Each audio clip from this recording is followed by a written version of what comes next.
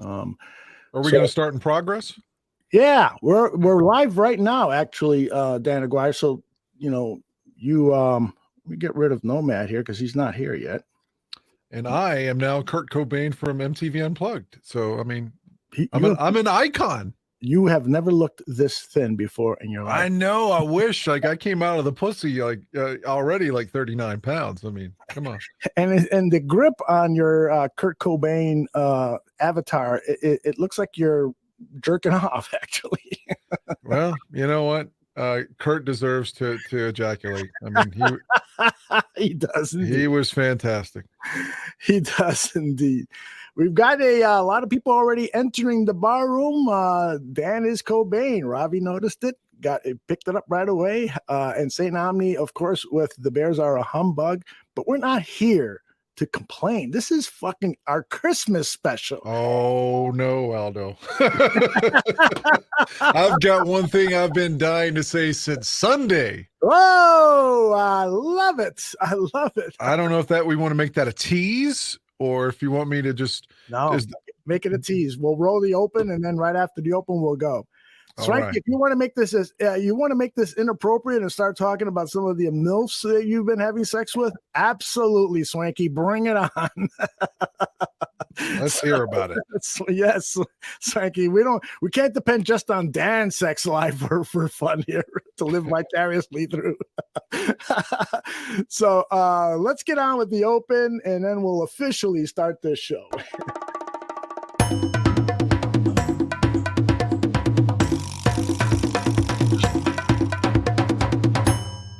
Some may find the following disturbing. Discretion is advised. Put the children to bed. It's time for Dan and Aldo to bare their souls.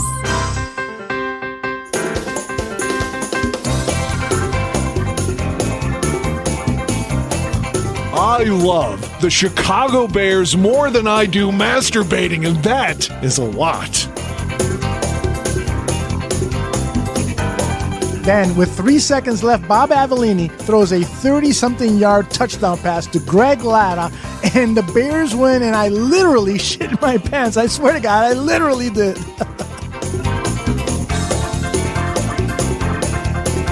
Eric Kramer, for me, I love the guy. He's a tragic figure. I mean, he embodies all that is. If they don't run the ball here, I'm going to vomit. I swear to God. Look, I don't mean any disrespect. He just didn't play that well. Not for a guy of his caliber. They won, but I'm going to be miserable all week because they stunk. I don't really have any recollection of that at all, but I guess perhaps I blacked it all out. So, Dan, tape is the ultimate tool for scouts and for coaches to evaluate players, to detect plays and so forth. And they spend hours looking at tape, right? Why do they so often get shit wrong? I love the efficiency of bourbon. Ladies and gentlemen, Dan and Aldo.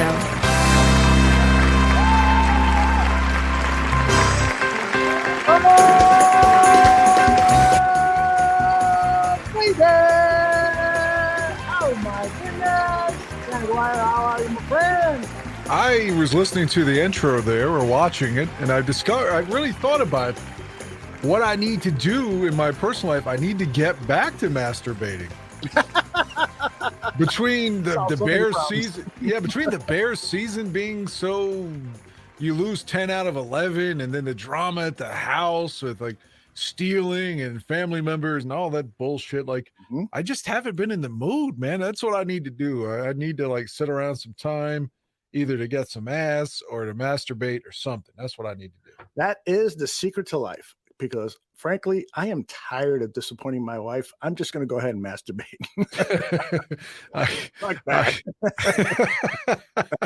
I've been so unhappy. It's like, I think at this point, to make myself masturbate, I have to slip myself a fucking date rape drug like Bill Cosby. Send me some of those, please. The clip where he's talking to Larry. For You that remember, you remember that clip where he's talking to Larry King describing the Spanish fly or whatever? Yes.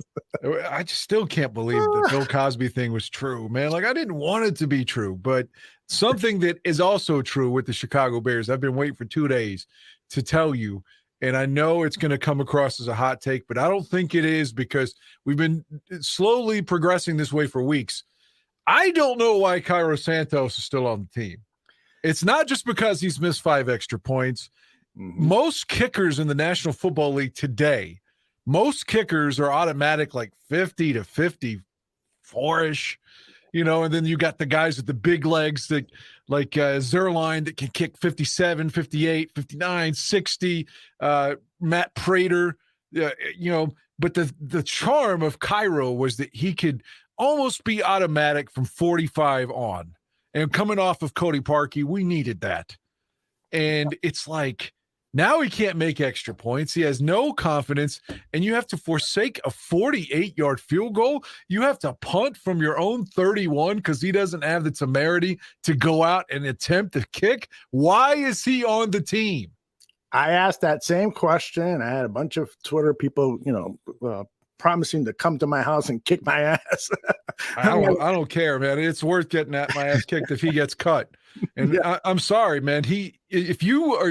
Some people have been saying, well, he told Eberflus that he couldn't make the kick. Either way, if Eberflus thought, oh, he can't make the kick, or Cairo tells him he can't make the kick, and Eberflus should have been the coach and been like, bro, your job's to kick. Get your ass out there. At this point, I think Matt Eberflus is so scared that I don't even know if he's ever had sex unprotected. Like he wouldn't even risk a pregnancy or a disease. He wouldn't take that risk. He probably, if he's a dad, it's through like tubes and a fucking in a laboratory. Dan, you're failing to recognize something. What's that? It's okay if Cairo misses kicks because the fix is in. No, don't tell me the draft pick stuff. We're tanking. We almost beat the team with the best record in the NFC. Yes. And arguably could have been, because what else happened? Our favorite Velus Jones proves once again he cannot possess the football without fumbling. That's right. He makes Rashawn Salam look like who's someone that just never fumbled. I mean, like never. Like I don't even know. But fuck, Rashawn had all. Walter, we say that, and Walter fumbled in the NFC Championship game in '85. He fumbled in Super Bowl 20. He fumbled in the '86 playoff game against Washington. So, well, I'm not going to kick Walter, but yeah, you get my point though. Like, Vela, I know we got injuries at wide receiver now, but if I were Eberflus, I'd be like, look, Velus, Simba Webster's getting your routes now. So, I mean, get ready for camp next year because you're going to have to earn your spot. I mean, you have fumbled like 5 times in critical spots in this season. Almost every time you've gotten the ball, you fumbled. Even the ones that he didn't fumble on, he nearly fumbled on. Like, what is this guy's problem?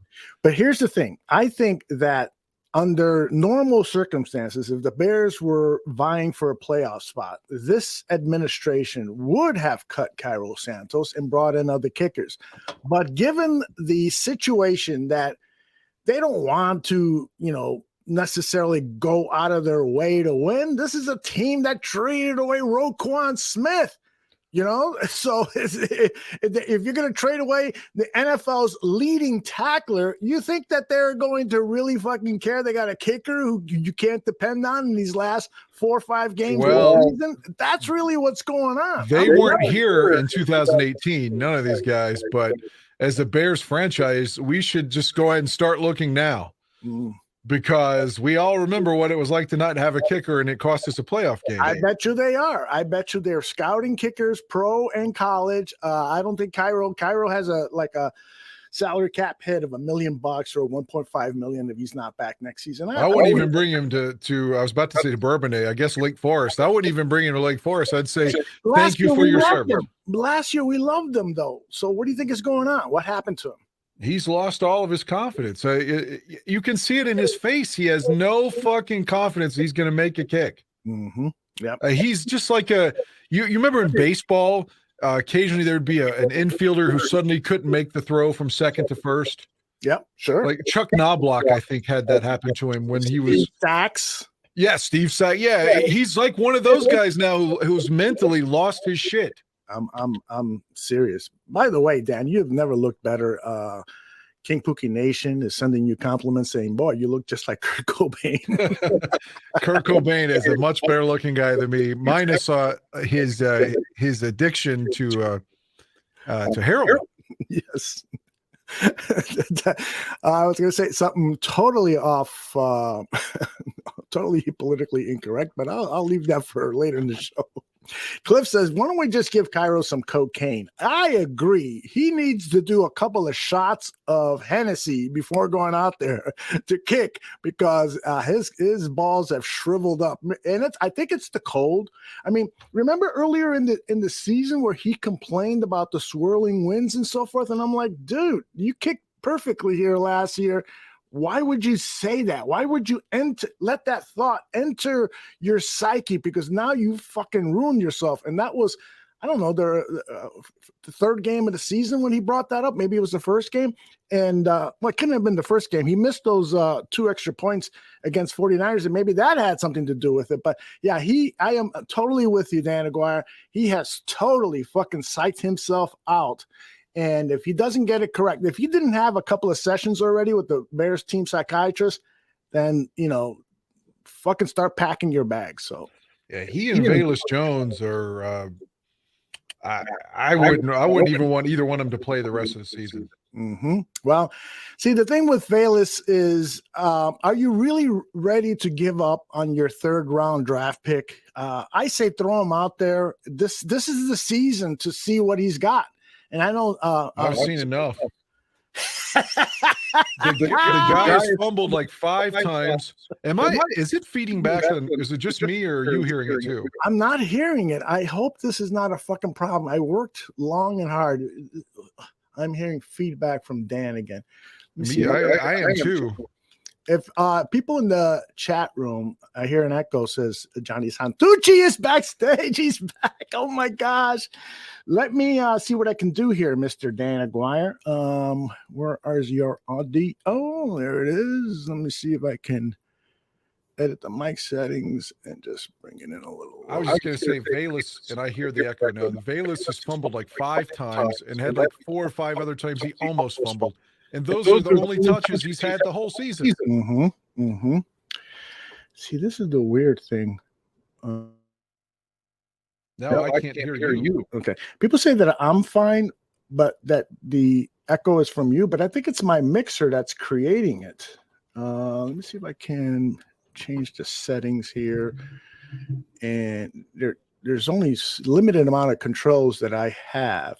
Take off the automatically adjust mic volume. Bring it down. Do you still hear it now? Still hear it? Check. Yes. Jesus. What about now? Check. Yes. Fuck. This sucks. I feel like Alex Leatherwood right now. I thought I was going to play well, and I've come in and I'm shooting the bed right now. But it's not you. That's the thing. That's the crazy thing. It's not you. It is my mixer that is creating this. Your mixer. Check. Yeah, I'm still hearing it. Testing 1 2. Testing 1 2. Testing 1 2. Testing 1 2. Testing 1. Hot on, and it's still not volume. It's just. I'm sorry. Say that again. I potted the mic down, and it's still like echoing terribly. And do you hear me echo, or is it just you? It's just me. Okay. See, and again, I don't think it's your fault. I am in a different studio, but that's because Lori is here in the studio I normally am in. Well, let me see. Mr. Shorty, are you ready to come in? I want to make sure your audio is fine. Yeah, I'm here, buddy. How you doing? Oh man, you are. The other Dan is here. Can you hear me? How do I hear you, Mr. Shorty. Do you hear Dan? Dan, but he has feedback. Okay.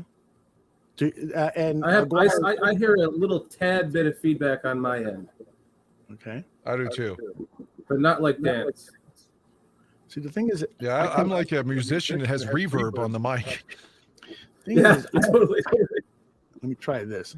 I think this will solve the problem, but it might fuck up my other settings. Hold on a second.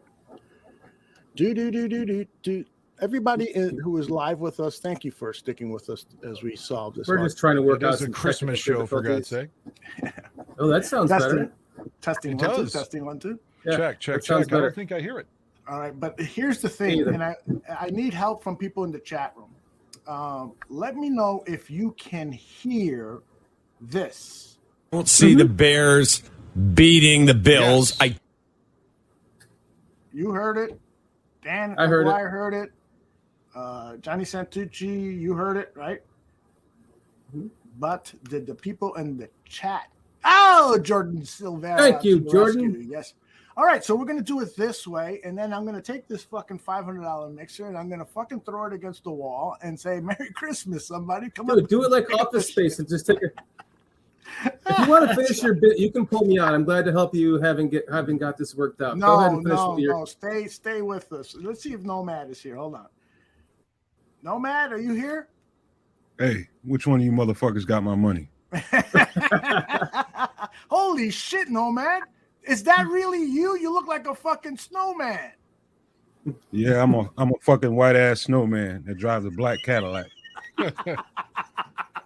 Hey, what do you all think? What do you all think about my saying that Santos should be gone now? Like, not even before Buffalo. I don't even mean kick the rest of the season. I thank you for your service, sir.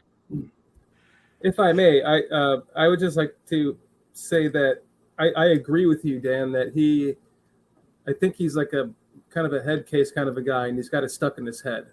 And when he gets in a streak, as we saw last year, and he didn't miss, he still has been really good on field goals this year, which kind of proves the head case thing to me a little bit. I don't mean head case as in like there's something wrong with him. I just mean like he's one of those guys that he allows certain things to get to him and thinks about them, overthinks them maybe, and then he ends up thinking about it too much and then failing.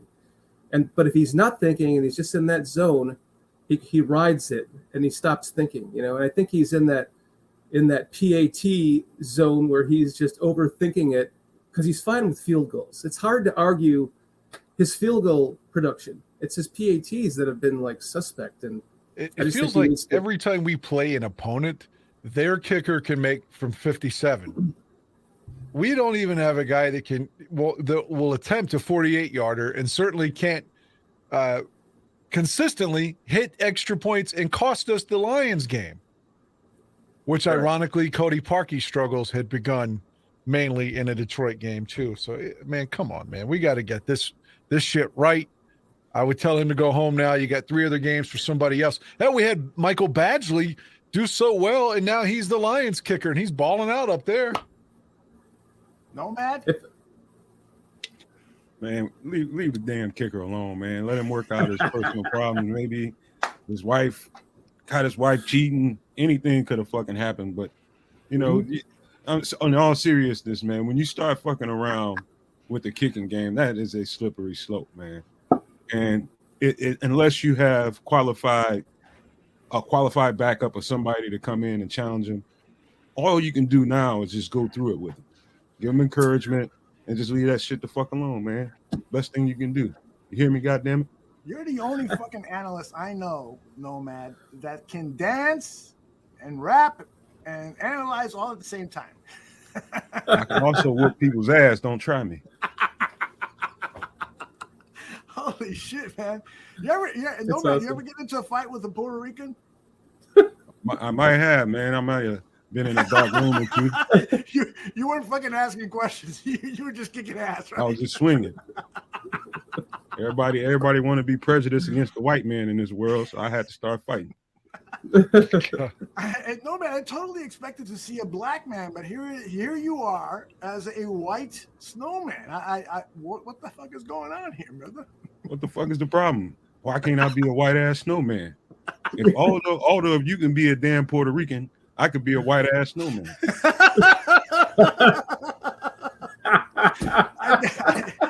guess that's true.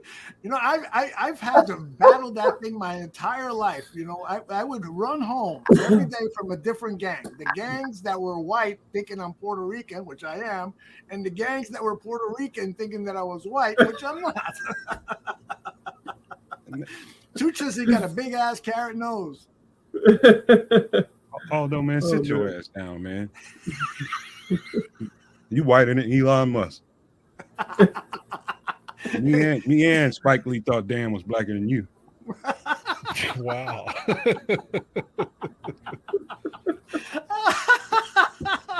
Yeah. Oh boy.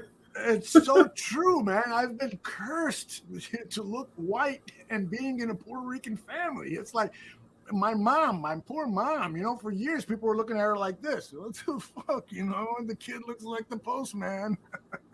Isn't that weird? Like, as a white man, I feel like now, like, almost like, you know, shit. Like, I feel like I don't want to be like, like we're looked at differently now, and I feel like I don't want to be looked at like that. Like, I was in the Keys, and I was shopping, and it was like it's basically all Cubans down there, and I mean, look how white I am.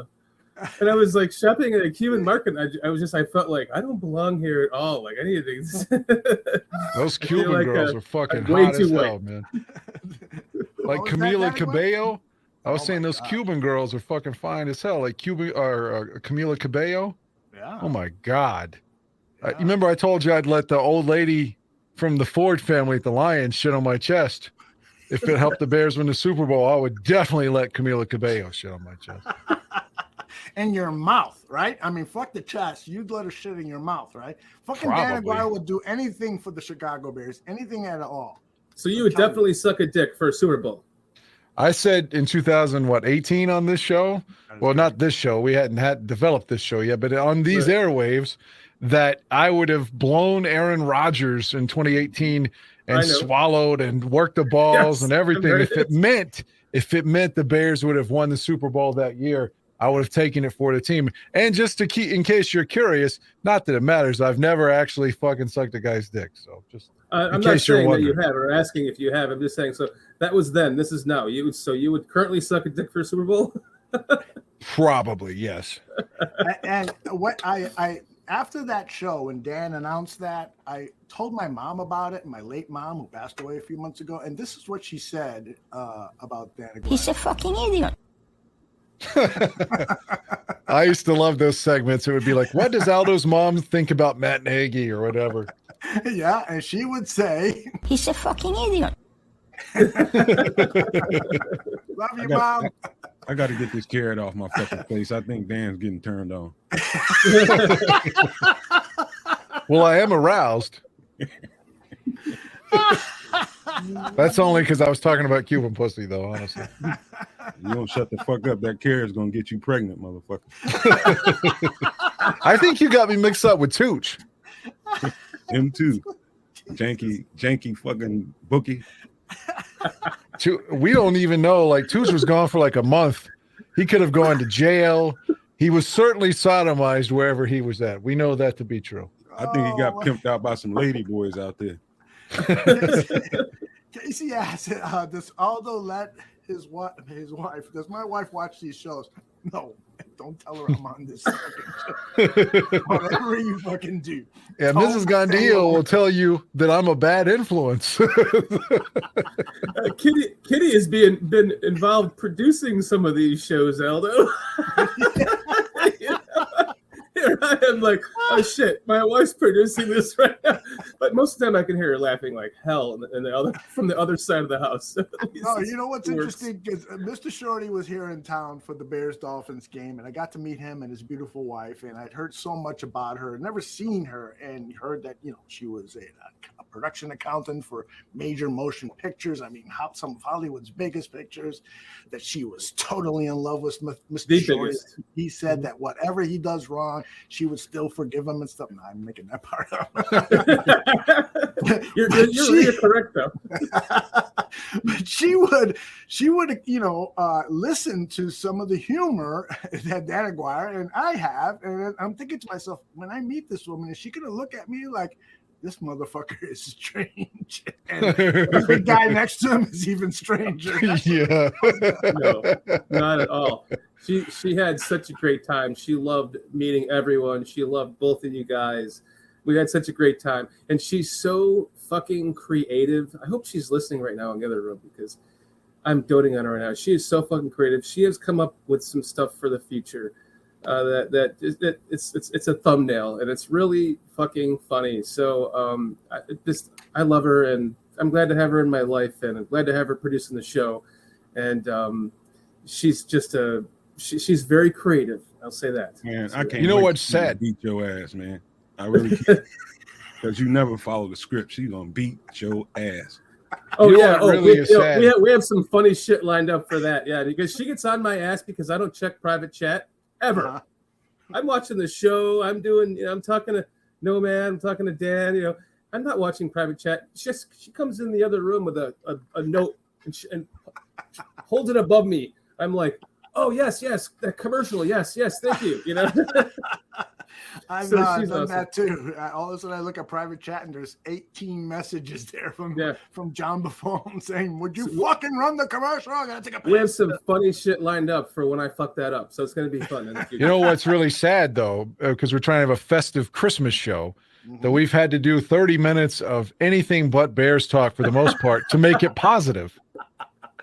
Yeah, you're right, True. but that's got to change now because I want to go through some Bears stuff. First of all, let me just officially welcome these guys. These are two of my favorite guys, Nomad the Snowman, no, just plain fucking Nomad, and Mr. Sciorty. They're now doing Bears Country podcast on Monday. And I hope and I pray and I wish that their involvement with the Barroom Network is going to grow and grow and grow. I really enjoy their analysis. I really enjoy their humor, and they've got a home on this show anytime they want. Mr. Sciorty and I were talking about it beforehand. Nomad, I want to talk to you about it as well. I would love for you guys to be a part of the Dan and Aldo. By the way, I got to run this through Dan Acquire first. No, I don't like these fucks. Of course. I'm good. Damn it. Yeah, I had a feeling you'd say that, Dan Aguirre.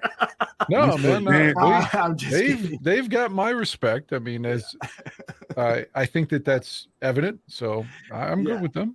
Yeah, I'm glad about that. And in the future show, we've got so much to cover in such a short amount of time. But in the future show, we need to share with the audience. Dan Aguirre needs to share his Henry Kissinger attempt to reconcile Bears Country podcast.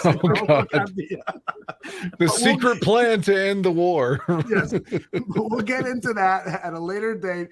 A little behind the scenes stuff that in hindsight is fucking. Did you record that shit?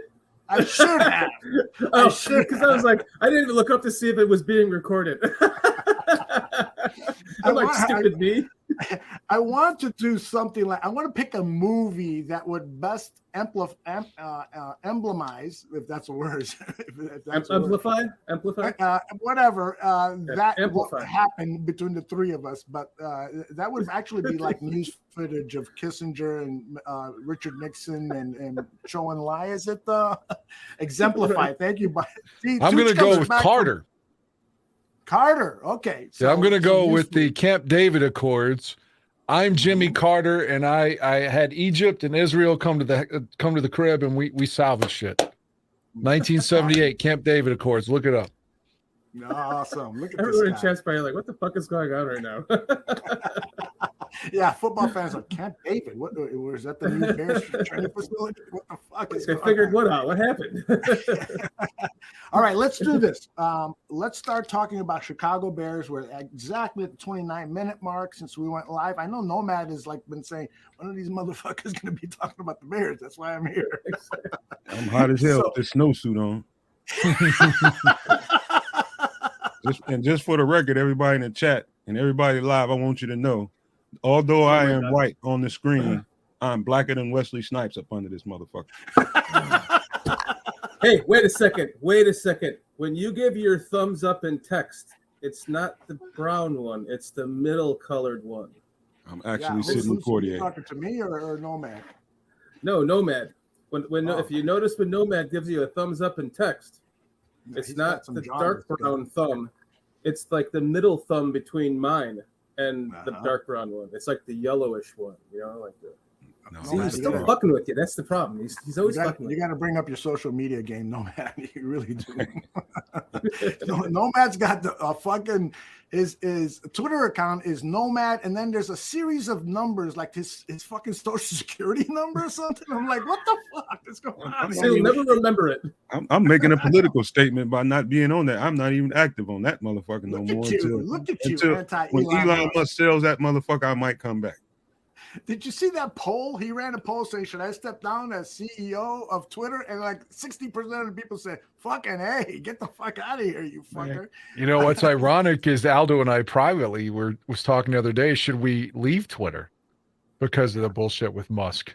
And we're like, I don't know. The Bears beat writers are all on Twitter, and that's our primary platform. But yeah, we were politically talking about that just like, 2-3 days ago? 2 days ago, yeah. But because I mean, he's all about free speech, and yet he keeps throwing Democrats off. Anyone that criticizes him, anyone that covers his jet. I mean, he's really a fraud.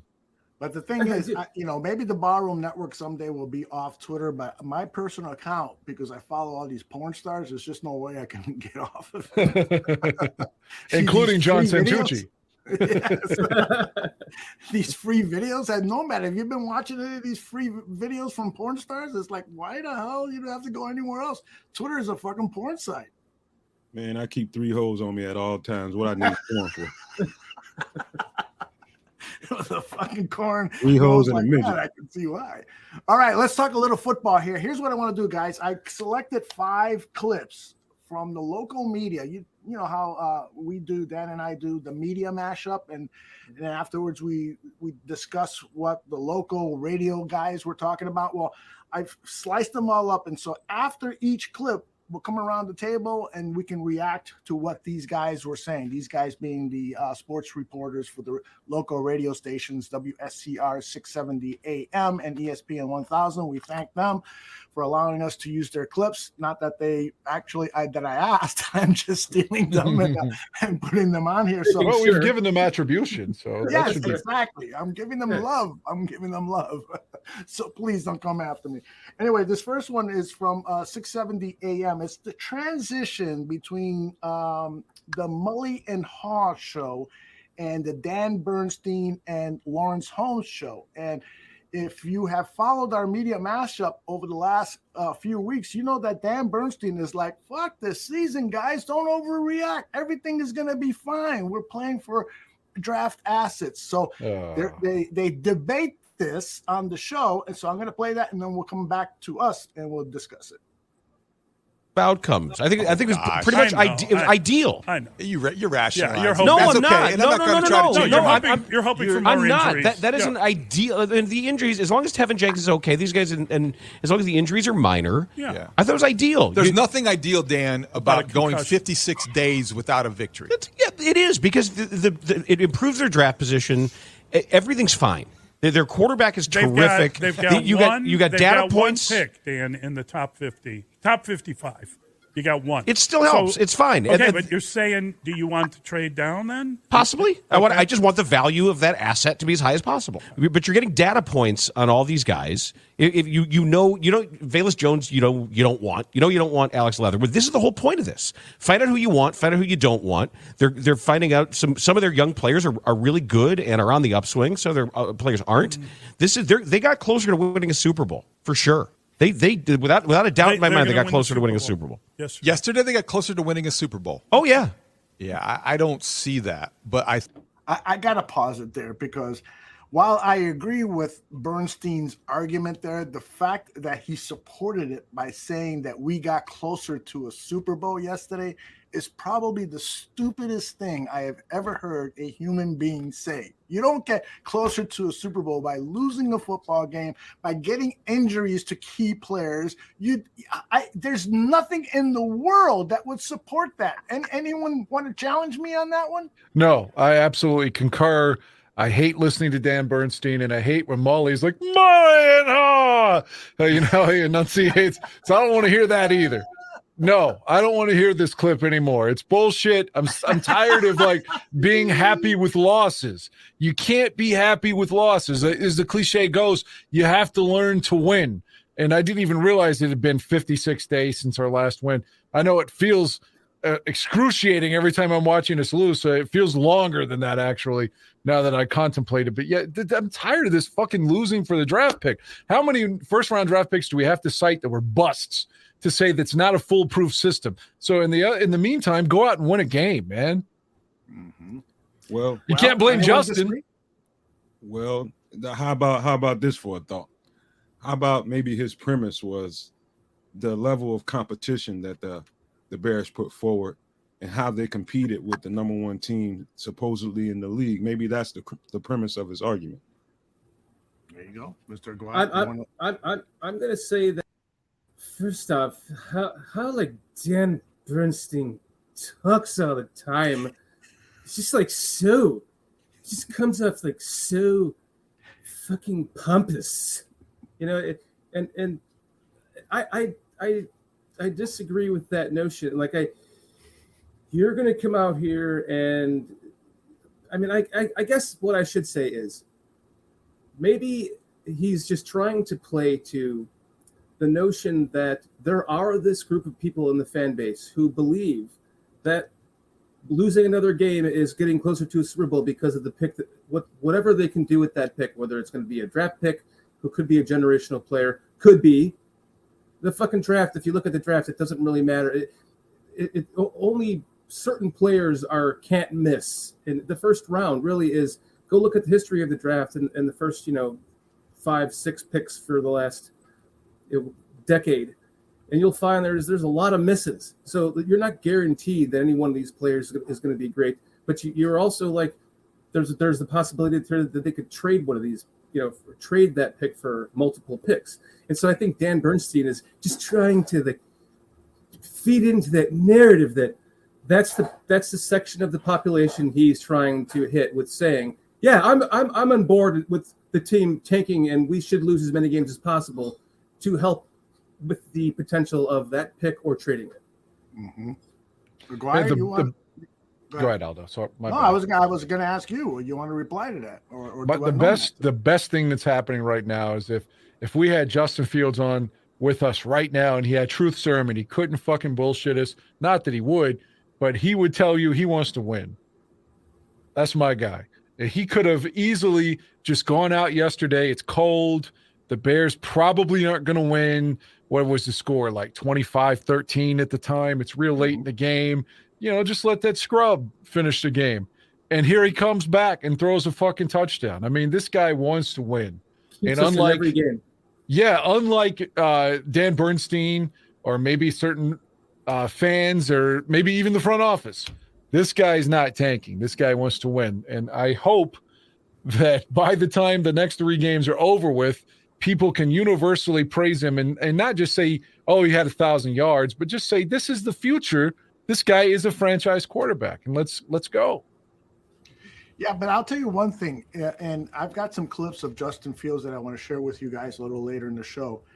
He doesn't sound as depressed as he used to be after a loss, and I think it's because he realizes what is going on. He realizes that this team still is still missing certain weapons in order to win the North, and those weapons are coming. Hopefully, Ryan Poles does his job successfully. Those weapons are coming, and he has faith in that. But that's why this team is losing all of these close games. It's because the other team has more playmakers than we do. Right, Nomad? Listen, Justin knows what's cooking. I mean, we're not the only people in the world that can see that the talent is deficient. And they still play hard and compete and almost pull out games against really tough teams. So in the back of his mind, he knows that once they start pulling in the talent, we're going to be something different and teams ain't going to be able to fuck with us. That's the smirk in his face. That's the look in his eyes that he knows it's a bright future for him. And so, I mean, he's just confident in it. You can see it. All right. Guys, let's listen to a little bit of this. I know that I have one question. I have one question for chat before you continue. Absolutely. Jordan, would you still trade Justin Fields for Zach Wilson? Go ahead. Moving on. He better not. He better not, Jordan. I got into my first Twitter. I got into my first Twitter war ever, and my only, with Jordan about that. I love it. So I'm just wondering if he would. I want to know his answer. Zach and I'm Wilson? sure he's going to reply very quickly. Yeah, Zach Wilson. That's crazy. No, please. Nobody would trade it. Even the Jaguars are going like this. Holy shit, we picked the right guy. Now, Trevor Lawrence is a fucking talent. He's going to be Peyton Manning. No, there's no doubt about it. But Justin Fields is going to be Justin Fields. Wait a minute. Fucking icon. By the way, no disrespect to you, Jordan. Just like tugging my own dick. Sorry. Wait a minute. He really actually said that?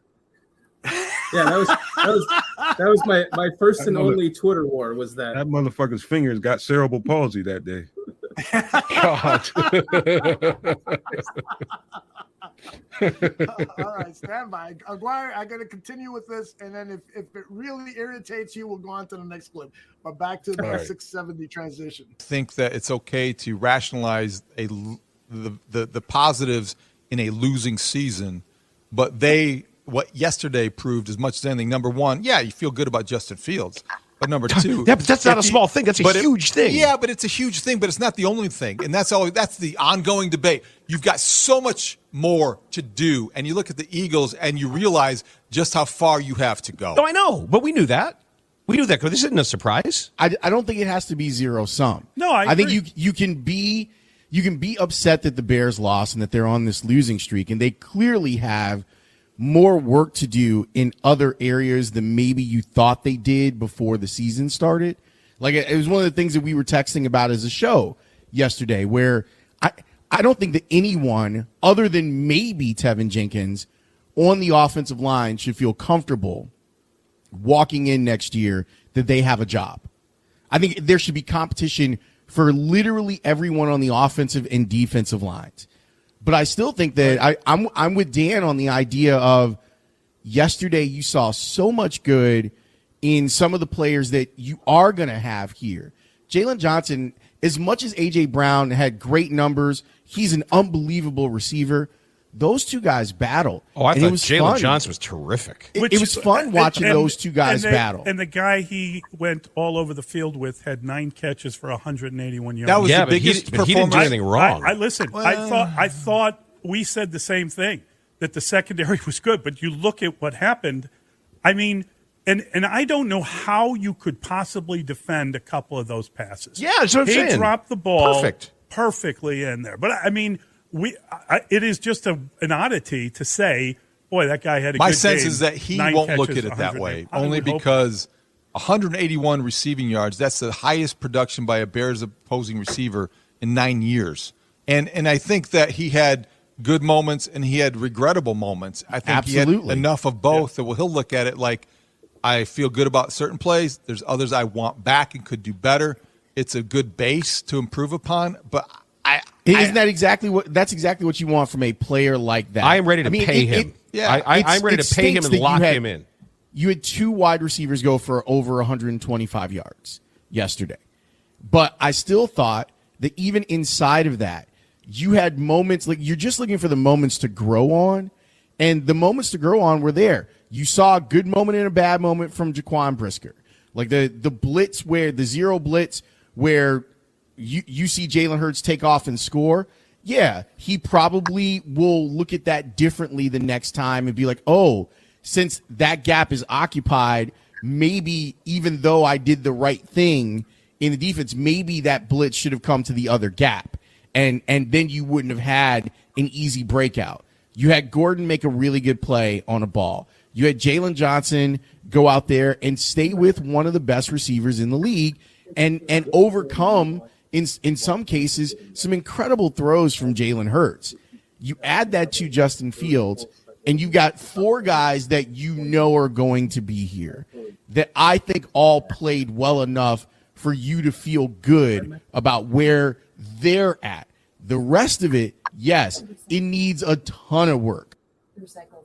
All right, good stuff from our friends over at 670 The Score during their transition.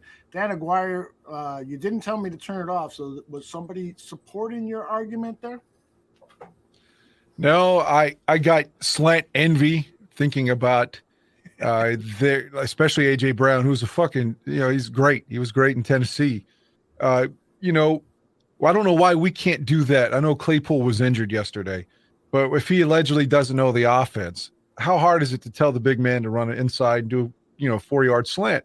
We never do that. Those easy completions that are always seemingly open on our corners, regardless if they're having a good game or not. And I thought initially, I was like, yeah, Jalen Johnson and the other Jalen, was it Jones?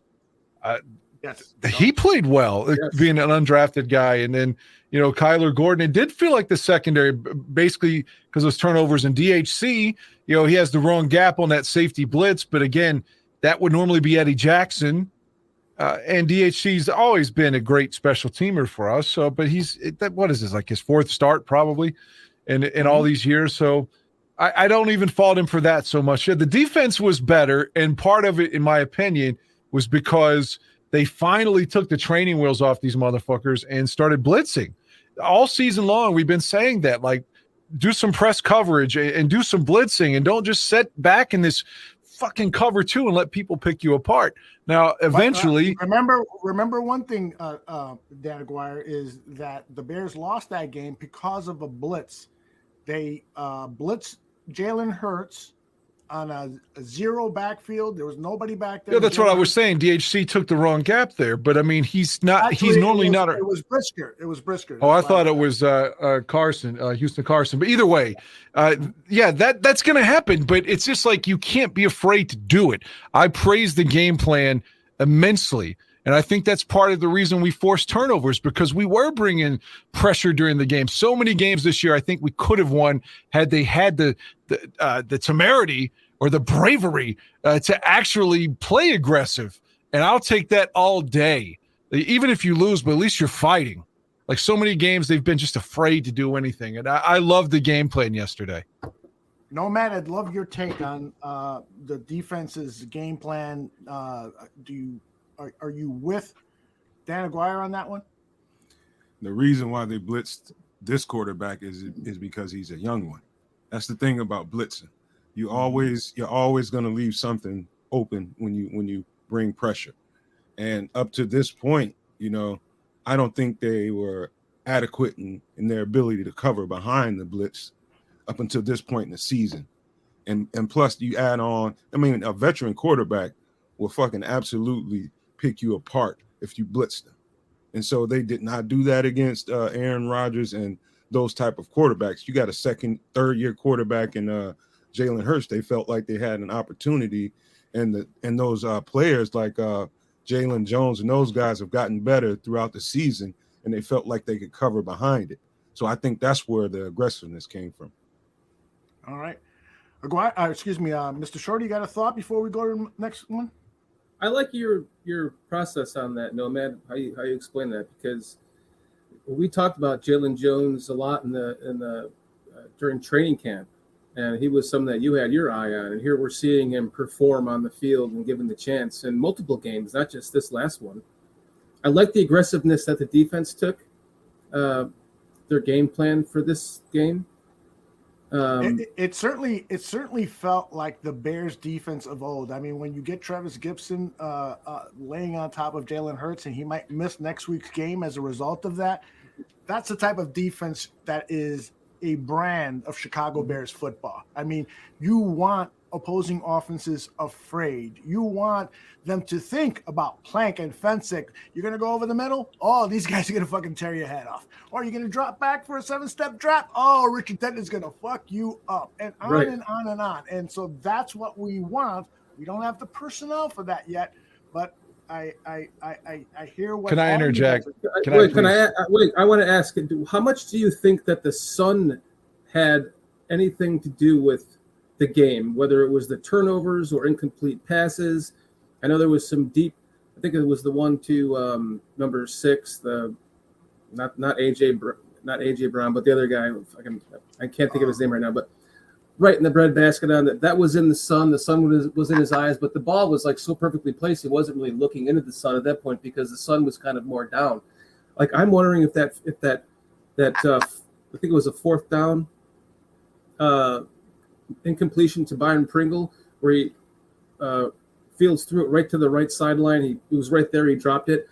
He was throwing it from the dark side of the field into the light side of the field. So when Pringle left from his break, all of a sudden the sun got in his eyes. So I was just wondering if maybe that had a reason why that was a reason why he dropped that ball, and if that could have been something that came into play during the course of the game. Maybe it was the Bears' interceptions or whatnot. Typically, I look at that very, very closely because I've seen so many games at Soldier Field. The sun has had an effect during that game. It gets longer. Those shadows were really long at noon. This time of the year, exactly. But this past game, I didn't. That thought didn't occur to me like it did to you. Any of you guys, Aguirre and Nomad, get a sense of that? Not with the sun. I've got a separate point though, but I mean, I don't want to interrupt. Please go ahead. I'm going to use a boxing analogy. How many times did you hear like, well, Vladimir Klitschko is boring. He's not aggressive enough. He doesn't throw. Floyd Mayweather's boring. He doesn't throw enough punches. He just boxes. He's not there fighting. Mm-hmm. The analogy that you're not. Conversely, you got someone like Chuck Wepner, who's a huge underdog, but comes out and is throwing everything at Ali and almost wins. Or Buster Douglas with Tyson, for example. That's what I'm saying. Like that approach of saying, okay, yeah, I'm the underdog, but we've got to come out fucking fighting. They didn't touch Aaron Rodgers all day. That's why we lost. Like, you can't just let him sit back there and fucking pick us apart all day. Sometimes you have to be aggressive and put his dick in the dirt. It's got to be done. It's you can risk giving up a 30-yard pass that you're going to give up anyway, even if you're not blitzing, because our corners aren't that good. Because they play in that fucking broken-ass scheme, the cover two that is from 2001, for fuck's sake. But what I'm saying is, to me, you got to be aggressive even against Aaron Rodgers. That's, using the boxing analogy, that's how upsets happen. Mike Tyson said everyone's got a plan until they get hit in the mouth. Yeah. Nomad, back me up on this. I know you will. The last guy in the world, the last guy in the NFL that you want to blitz are two guys, really, Tom Brady and Aaron Rodgers. They fucking have seen every blitz. They know how to beat every blitz. And how did we beat Brady in 2020? We kept hitting him. Remember, he got hit so many times he forgot it was fourth down. That's because Khalil Mack had a fucking good game that night, and he was getting hit. And there were no blitzes. There were hardly any blitzes. They were beating them with a full. Well, if you can't get there with your front four, you have to have the bravery and, like I said, the temerity to bring that blitz. You can't be afraid. You can't play to lose. You have to play to win. Nomad, what do you think? Okay, there's another way to think about this. Now, we all know that the Chicago Bears fan base is fickle as fuck. They will just imagine, like, if we were as aggressive as Dan wants, and I'm not trying to piss on you, Dan. I'm just trying to I'm not taking anything personal. No. I'm just trying to point something out so that you understand and everybody understands why you have to keep these games competitive. If, let's just say, these games that they lost were just absolute blowouts. We'd be talking, the narrative would be completely different. We'd be talking about we made the wrong choice for coach and general managers. We need to get these dudes out of here. They getting their ass kicked all over the field.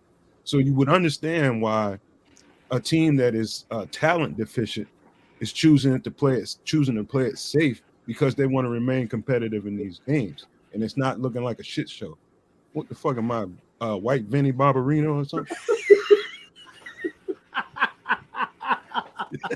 The fuck? Like I said, man, you're the only motherfucker I know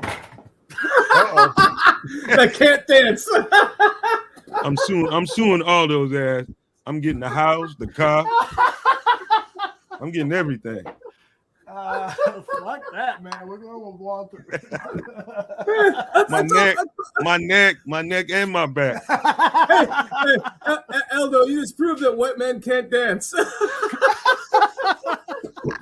Jesus. That was hilarious. Fucking danced himself off the stage. Jesus. Oh my god. All right, we got Walter now representing Nomad. That's a Oh much my better. god, take. it's hilarious. Fuck, that's Nomad.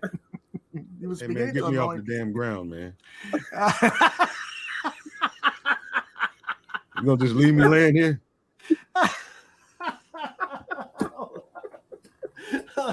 Oh, come on. Oh my baby. god. Come on. I love you. I love you, man. My man Nomad. All right, let's go to the next clip. In this one, when I heard that last clip and they were talking about Jalen Johnson's performance, but the guy caught this and he had this many yards. I said to myself, did you motherfuckers see how many times they were throwing the ball to AJ Brown? 16 fucking times. An elite wide receiver and no fucking pass rush from the Chicago Bears that will get to the quarterback. You're gonna get those fucking kind of stats. Fucking Jalen Johnson had a tremendous game. These are the guys over at WSCR with Briggs talking about that subject. Eberflus said post game, Jalen Johnson played pretty well. What did you think? Yeah, I thought he competed his ass off for starters, right? I think everybody saw that. And A.J. Brown piled up huge stats, and the stats would obviously tell you differently, but he got the huge numbers with a career high tying 16 targets. They kept throwing it to him over and over again, and Jalen was physical. He won more than his share of routes as well. He had 3 pass breakups, one of them on that 4th and 6 that was in Bears territory. Did a really nice job of not letting Brown get any depth at all. You want to see, I think, kind of competitiveness and fight and grit from these guys, and that's what you get from Jalen Johnson week in and week out. And I will give him big time props for one thing, and that's the fact that not once this season, if it's happened, I haven't been there, I haven't heard it, has he said, hey, it's tough making a living playing cornerback for a team that's allergic to rushing the passer. because pass coverage is the combination of your rush and what your guys on the back end do, and it's being left up entirely to the guys on the back end because the Bears don't get after the quarterback. And I think that would have been something that Jalen could have turned to yesterday post-game or at earlier points this season to sort of remind people, ask, well, how do you think you played? Well, it's hard as hell to cover all day long when we can't get after the quarterback. But I haven't heard that from him. And that's the kind of thing you do hear cornerbacks say from time to time, but I think he's been a team guy in that regard. Is this a Pro Bowl talent? Might not be, but is he the best they have? And does he kind of fit what they want to do because he can play the zone coverage as well? I thought it was a real credible effort. I couldn't agree more with Brad Biggs on that assessment. And I also want to point out that somebody has just joined us. He's much more interested in how his bets are doing than this conversation. But the Tooch is back from his trip to Thailand and the Philippines. How are you, brother? I'm doing well. How are you guys doing? Oh, my gosh, man. Excellent. Welcome back, Tooch. Glad you had a safe flight. Tooch, you didn't get pregnant by a lady boy, huh? I tried, though, Nomad. I tried. See, Tooch, you remember Midnight Express, the movie? Yeah. Where the guy gets locked up in Turkey and goes through all that hell. Yeah. That's what Aldo and I thought was going happening to you. We're like, man, someone is sodomizing him to tears right now. We're worried about you, man. I got some stories, though, I'll tell you, man. It's a long trip. Mm-hmm. So I've got to drive to O'Hare. That's 6 hours right there. And I was up at 6 a.m. on Wednesday. We had a midnight flight Thanksgiving.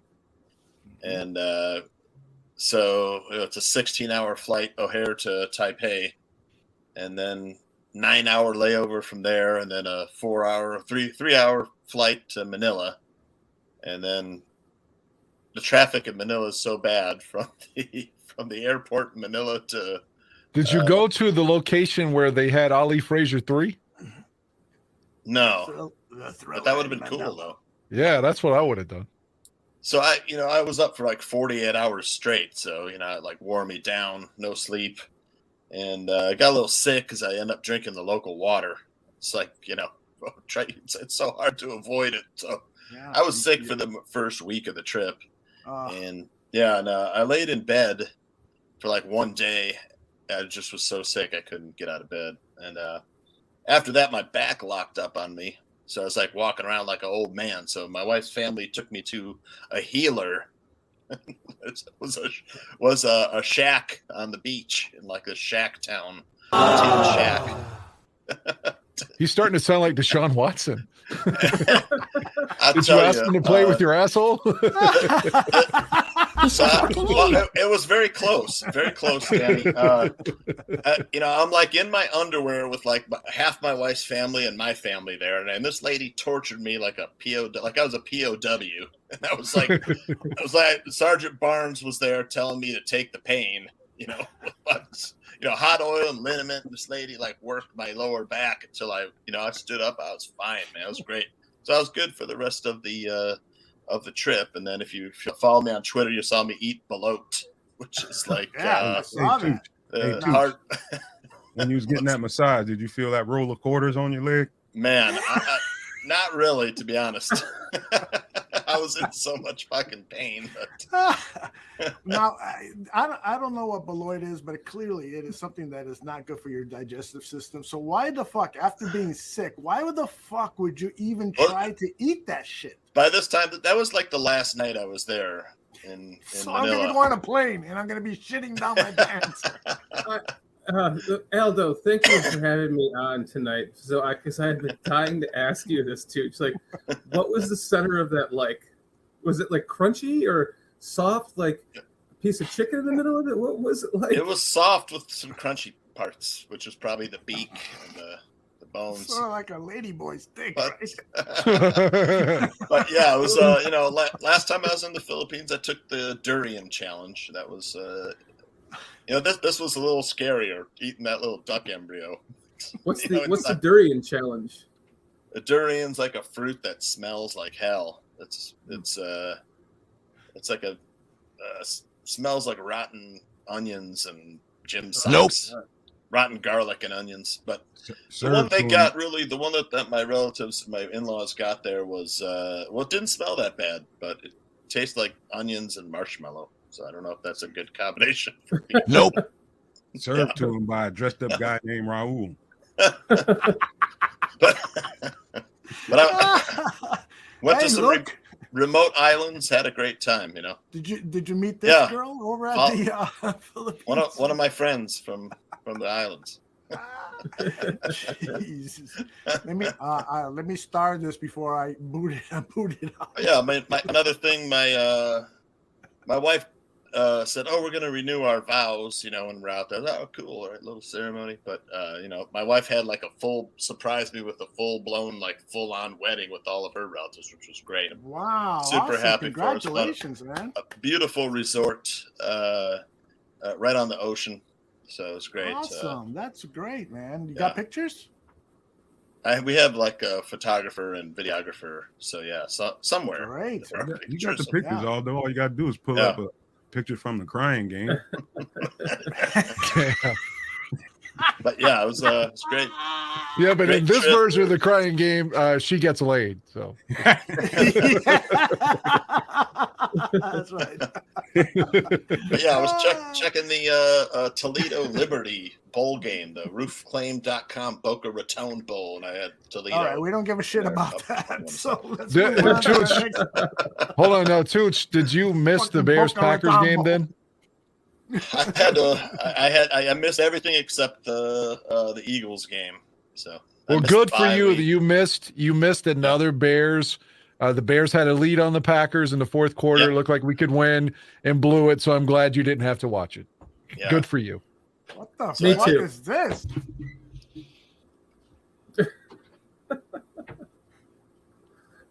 Why is What he happened? quiet now? What happened there? I don't know why that's happening. What's happening? We can't hear anything, buddy. Aldo's having some kind of dementia or something going on over there. I don't know. Just kidding, Wow. buddy. That was a terrible joke. He's searching those crying game pictures. Yeah, I think that we're all good. Just continue talking about your experience. Did we lose Tooch too? Fuck Yeah, I it. think It's our Tooch show did. now. Let's go. Nomad. How you doing, man? You didn't see that? I gotta run and piss, man. Y'all This fuck is with turning me. into wait. It's Bears Country Podcast. We got Dan and Nomad. Let's go. Dan, what are your thoughts on this game? You and Dan, I'll be right back. I'm like, yeah, Tooch is frozen, and Aldo is like talking to like the gods or something. Like, I don't know what's happening. Everyone, this has been the surprise of the show. Welcome to the Christmas special Bears Country Podcast. Dan, it's great to talk to you again, man. We missed you from last week. Actually, the last 2 weeks. How you doing, buddy? I'm well. Have you watched any more of the 85 games? I have, yes. Which one? What have you seen? I watched the Washington game, which was the next one.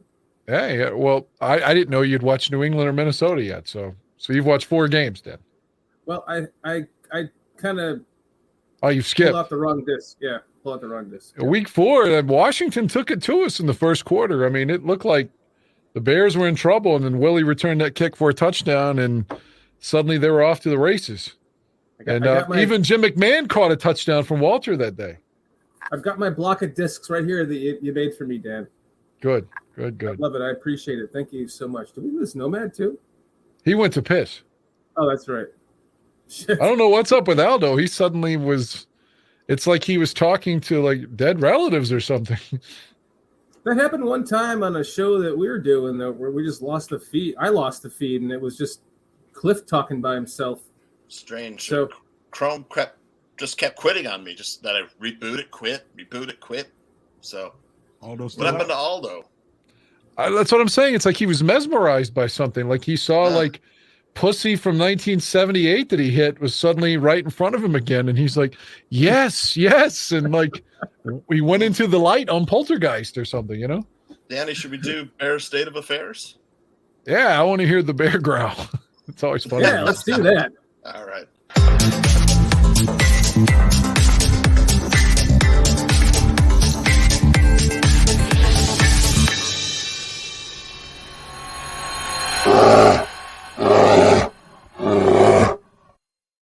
I always think that's the bear ejaculating. Bears State of Affairs. Week 15. I want to fly like an eagle. Hello, barflies. I am back from vacationing on the other side of the world. I was without Bears and NFL for a time, as well as sports wagering, believe it or not. So it feels good to be back, except for the freezing temperatures and snow and ice. But let's get down to brass tacks. Last Sunday, the Bears hosted the Philadelphia Eagles, arguably the number 1 team in the NFL, and dare I say, the Bears' blueprint model for NFL success. The result, a 25-20 loss. The Bears' 7th loss in a row. After 14 games, the Bears' record now sits at 3-11. And though I can't remember the last time the Bears had a 7-game losing streak, I know one man who can. Dan Aguirre. 2002, we lost 8 in a row in 2002. There you go. You see? Now, the Bears showed a lot of fight versus the Eagles, and that is very encouraging. It bodes well for the future. And really, that's all the Bears are playing for now, the future. And although the game was full of the same turnovers, special team gaffes, missed kicks, and unfortunate injuries that we've come to expect with the 2022 Chicago Bears, the team actually played the Eagles pretty tough. Jalen Johnson played his absolute best game. These should all serve as real confidence builders heading into the offseason. And as usual, there were more electrifying Justin Fields runs. Though the Eagles did a nice job of defending the edge, Fields was able to slip out for some big runs, including another beautiful touchdown run. In all fairness, the Bears' best running back is Justin Fields. He's got the best moves, the most speed, and the best cutting ability. The Eagles' pass rush was a problem. Accumulating 6 sacks in the game, Hassan Reddick was especially effective terrorizing Fields in the background on multiple occasions. As well, Fields was forced to leave the game in the second half after a big hit was replaced for a short time by backup Nathan Peterman. Bears fans had to be fearing the worst. Admit it, Barflies. You might have even questioned whether Fields should be bubble wrapped in a hazmat suit and placed in a fallout shelter for the rest of the season. No, maybe it's just me. But more on that later. For now, let's call to mind all the records that Justin Fields has set this season, both NFL records and team records. The latest team record was for most rushing yards by a Bears quarterback, as this past game saw Fields surpass Bobby Douglas's team record of 968 rushing yards by a quarterback. And now Justin has his sights set on Lamar Jackson's single-season NFL record of most rushing yards by a quarterback. Doesn't it feel good to say Bears franchise quarterback? It's truly been a record-setting season for the Bears franchise quarterback. Here's what some of the Eagles team members were saying about Fields. Great player, man, Eagles cornerback Darius Slay said. Tough dude, great competitor. He's a highlight reel. He can make a lot of plays with his feet and his arm. Chicago has a good upside with him coming up. When his time comes, it's not going to be a shock to me when everyone sees how good he is. He's going to be a real solid kid and a real good quarterback. He's a great talent at the quarterback position, Eagles linebacker Hassan Reddick said. He's out there. He's making it happen with his feet. He's trying to get it done any way possible, whether it's using his arm, running. He's just trying to get it done. He's a great competitor, relentless competitor, because he took some big hits and just kept going. I could listen to that all day. But since this is Bears State of Affairs, we do have some affairs to discuss. The Bears did suffer some serious injuries, most notably stud rookie linebacker Jack Sanborn, who might miss the rest of the season. Along with Darnell Mooney, it looks like Cody Whitehair might also have suffered a season-ending injury. And like Justin Fields, Tevin Jenkins also had an injury scare. And Equanimous St. Brown left the game with a concussion. Which brings us to the question that yours truly raised on last Sunday's Barfly Tailgate show. Should Justin Fields be held out of the remaining 3 Bears games? It seems absurd, but last week, Kyler Murray suffered a devastating ACL tear and will miss most of next season. Even Jalen Hurts came away from this game with a shoulder injury and may miss next week's game against the Cowboys. It took the Bears 40 years to draft a quarterback with as much potential as Justin Fields since they drafted their only Super Bowl winning quarterback, Jim McMahon. One unfortunate accident could set the Bears' march back to the playoffs back by a whole year or more. Hell, should Justin Fields go down with an injury, the Bears might even have to draft a quarterback in the next draft. I'm not talking about tanking. I am talking about protecting the future. And I am genuinely torn about this. Weighing the 2 options, Fields' development for 3 games or avoiding a devastating injury, which is worth more? Think about it. The Bulls guard Lonzo Ball suffered a meniscus tear that doctors said would take 4 to 6 weeks to heal. 1 year later, and Ball is still not able to suit up for the Bulls. With the Broncos winning this past week, the Bears are now in line to pick second in next year's draft. The team could rebuild quickly with these high draft picks, but just how far would they go without their franchise quarterback? And that is Bears State of Affairs. Mitchell Trubisky was drafted second, so it's not a guarantee the second pick is going to be what you want him to be. So to me, you got to play Justin the rest of the way. I mean, you can't be afraid of a fucking injury. And selfishly, I'm going to be at the last game, so I want Justin to be playing.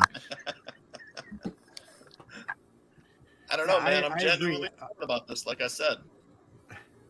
I agree. By the way, you guys were like freaking out because I was freaking out before I cut out, right?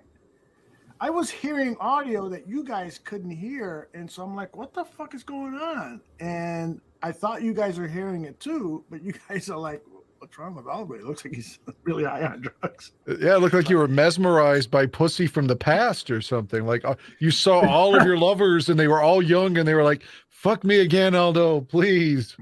I was like, that is exactly what it looked like too. By the way, you guys haven't spotted Shorty. I'm very disappointed that you haven't spotted the Easter eggs that I put up on the screen here. Have you seen any of them? Easter egg. Yeah. Easter egg. That's not an Easter egg. It's There's what? 1, 2, 3, 4. Is it there's 4 Easter eggs. Yeah. Let me see. Dan Aguirre, you spot any of them? No. Jesus. You motherfuckers ain't gonna trick me into believing I took a mushroom. Where is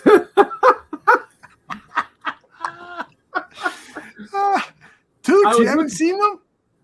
No. Tooch is nodding his head. Now it's the other way. Tooch is probably delivering the eggs now from that trip. Okay, so hold on a second. Since we're all fucking in we're all lost on this.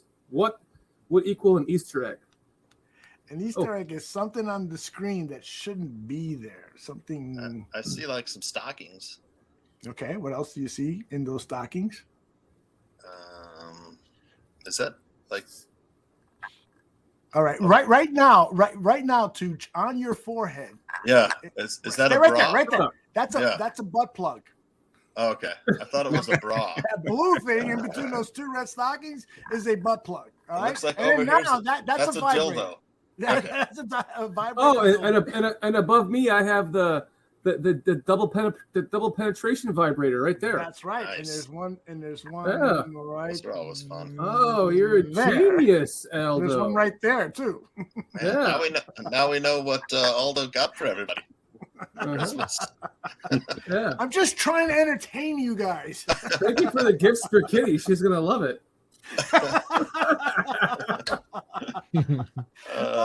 That's hilarious. All right. I don't know what you guys are talking about. I caught the last half of Santucci's beautifully written, incredibly delivered Bear State of Affairs. Yeah, I want to get back to our radio programs. Paul Clark, by the way, commented that what the fuck are you guys doing commenting on these fucking has-been radio guys? Fuck you, I blocked them. So that's the mood I'm in. So here's what I want to do. I want Dan Wiederer, by the way, since he's been on our show, every time I hear him speak in the media, one of his radio hits and so forth, he is now Mr. Complimentary. There's no more. I think I might have reformed him, Dan Aguirre. Yeah, that's because of you. Great job, Aldo. Yeah, nice. Thank you, Shorty. I'll take credit for it. It was my question. Yeah. That is true. Dan Aguirre deserves at least 50%. That's true. I was listening to the question and it was getting a little bit uncomfortable, and I was like, "Yo, fucking lay it down, lay the pipe, Dan." I agree with you delivered it well, Dan. He's probably worried about getting his ass whipped on the street. He's not cleaning up a little bit. I would agree with that, Nomad. All right, this is Wiederer talking about stuff that was encouraging. There's a lot of different ways you can take this. I think that you have to be encouraged by the way they played. I thought the effort early on in the game of just making sure that they let the Eagles know that they were here and for real, and they were going to put together a game plan that was going to challenge them was impressive. A scoreless first quarter may not go down as a victory in a lot of people's book, but I was like, wow, this is an indicator that this team came ready to play against an opponent that challenges you in a lot of different ways. I think we also learned, like, the one Justin takeaway for me was just how calm and comfortable he was. He kind of talked Thursday about hoping that the feeling he had in that game against Green Bay could carry over and just hoping that it would. And it clearly did. Shorthanded with his receivers against a defensive front that is going to come after you all day long. And he was in it. He was in the rhythm. He was in the flow, and he never looked frantic. And that's a huge step. It's something that when we talked in early October about where the Bears needed to go, it was just settling down a little bit and being capable of being calm within a game. It was very obvious yesterday. Do you think that he was searching for trying to be able to explain what that feeling was? Do you think that that's just the game is slowed down and that he's evolved enough where he's more comfortable with who he is in the pocket? Yeah, 100%. And like I say, it's a combination of calm and comfort, and those two things put you on the escalator towards command. And once you get command, now all of a sudden you're able to kind of dictate the game, and you're able to go through some things. I think we all agree that eventually we'd like to see a comfortable, calm Justin Fields have actual playmaking receivers to throw the football to so that we can get an accurate barometer of where they're at offensively and where the passing offense needs to go because, again, because of the limitations, the statistical production of the passing offense leaves a lot to be desired. But we put that in context and we realize that that's not on the quarterback. And sometimes I'll tweet out a stat that doesn't even include Justin Fields' name, and people will lose their mind thinking it's some sort of major condemnation of Justin's Field. It's not that. I think you guys would agree that they have made great progress. They have a long way to go. Do you think that the Eagles showed other teams something about containing Fields on the perimeter, or is that just a function of their talent? Well, it's a combination. I think the Packers and Falcons did a decent job of that as well. I don't think we're going to see as many of those zone read runs that go for 20, 28, 32 as we saw, late October, early November. It's just going to be a function of how the Bears can design some things to get him free, and then obviously you're going to continue to encourage him to be the chicken salad maestro that he is. And again, when you turn a 7-yard sack into a near 48-yard touchdown, and it's a 39-yard run that turns, what should have been 3rd and 34 into 1st and goal at the 9. Now all of a sudden you've got magic that 25 to 30 teams in the league would pay to have on their side. What do you think, Dan Aguirre? Hey, you're right. Weeder with a hit that would make me proud. I mean, yeah, Justin still had it. He was talking about the containment, with the talent of the Eagles, but he still had just that immaculate moment when it appeared in live that he had scored another touchdown. Mm-hmm. Of course, he stepped out, but it was just a tremendous run. So even though he's quote unquote bottled up, he still had a moment that none of us will ever have. Just an incredible show of athleticism and dexterity. He's if he can get to where he can complete some easy passes and get more yardage overall, because with all those sacks yesterday, he was under 100 yards or the Bears were as a team for passing, which isn't getting it done in 2022. But with his individual toughness, his ability to run, and ability to make some incredible throws, if he can make those easy ones, then I think he's going to be a top 10 quarterback. And I agree with what Laz is saying here. I mean, come on. It's not like this fucking team, this franchise has given us a lot of success. So guys like Leisure and Wiederer and Mark Potash ask tough questions.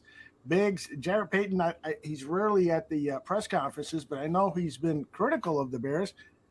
They should be.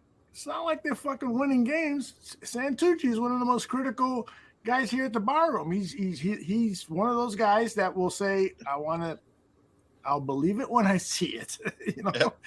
So many years, Aldo, of being I've been a Bears fan since 1974. I'll be celebrating my 50th year as a Bears fan next year. Congratulations!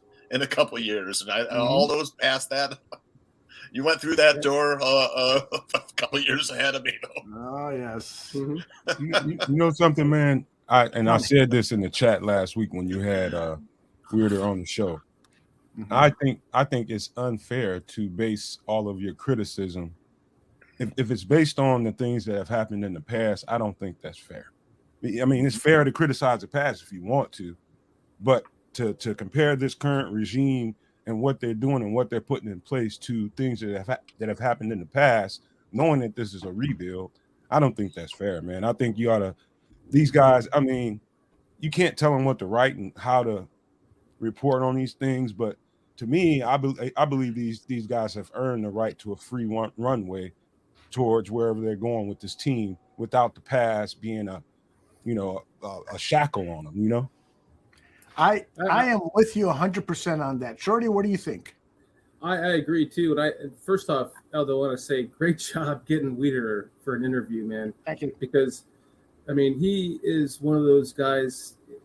Let's just say, when I first saw, when they first drafted Justin Fields, I started watching like everything that I could possibly get, on YouTube about Justin Fields. And Dan Wiederer has his podcast, and he was saying all these positive things. He got me all jacked up, just like everyone was jacked up then. And then, you saw him take this perspective to where it was almost like he was looking for clickbait shit to try to get people to. It's like he had to find something, negative to harp on just to like have the opposite narrative of. And I love how you kind of, in a way, I don't want to say called him out on it, but you gave him very good questions that he was able to answer. And by the way, I must say that he is an excellent speaker. And, in how he handles every interview and how he handled the interview with you and how he handled that interview right there. And one thing that he said that I wrote it down, he said he called it what Justin has done with the chicken salad maestro. He called him the chicken salad maestro. I mean, so just like he's very well spoken, well worded, and just I kind of have a little bit of sympathy in my heart for him because I know we've all talked about it. He wanted the ESPN job. I'm sure he did, and he might have been taking a different approach after that just to change things up once he didn't get it, to like kind of take this different perspective and kind of travel down an avenue that would help his career. So you can't hurt anyone for that, trying to help themselves. And as you said, Aldo, you don't necessarily want to be because somebody asked the question in chat that day that I wanted to ask, which was, is he a fan of the team? And you said it perfectly, that you don't want your journalist to be a fan of the team. You want him to put all that aside and look at everything from the journalist perspective and whatever the word I'm looking for, I can't find. And so I think that Dan Wiederer overall is just trying his best to earn a living and try to get through the journalist world. And as he said, it's a lot of fucking work. It's a 365-day-a-year job, and it didn't used to be that, So I'm going to give him a little bit of credit just for, some of the things he said in the past, and then as well give you credit for literally what I see as a completely changed perspective and how he said everything he said there based on the show he was on with you. I kept thinking when Dan was speaking there and his eyebrow was raising like the Rock a little bit, and I was like, who does he look like? It's the glasses, and when he raised his eyebrow, he was looking like Mark Trestman. The only reason why I wear glasses is because my eyebrows used to go all the way around like this when I was younger, and now it just looks like this all the time. So that's why I look. You were looking a little bit like Mark Trestman. I just look better with glasses. That motherfucker got question marks on his face. He's talking about how he can see my eyebrows coming up above. Man, I ain't got no sympathy. Check this out. Watch this. That is the fucking worst compliment you can give a guy. You look like I ain't got no sympathy for weird. Does anyone think he looks like Trustman other than me? Now that you bring Fuck you, Dan. Nomad, what'd you say? He said I look like Mark Trestman, Kitty. It's the glasses in your eyebrow. That's all. You're gonna look like Uncle Leo. I'm just kidding. When I get a hold of a Defend me. Sharpie. You don't have to text me after this and make friends with me again.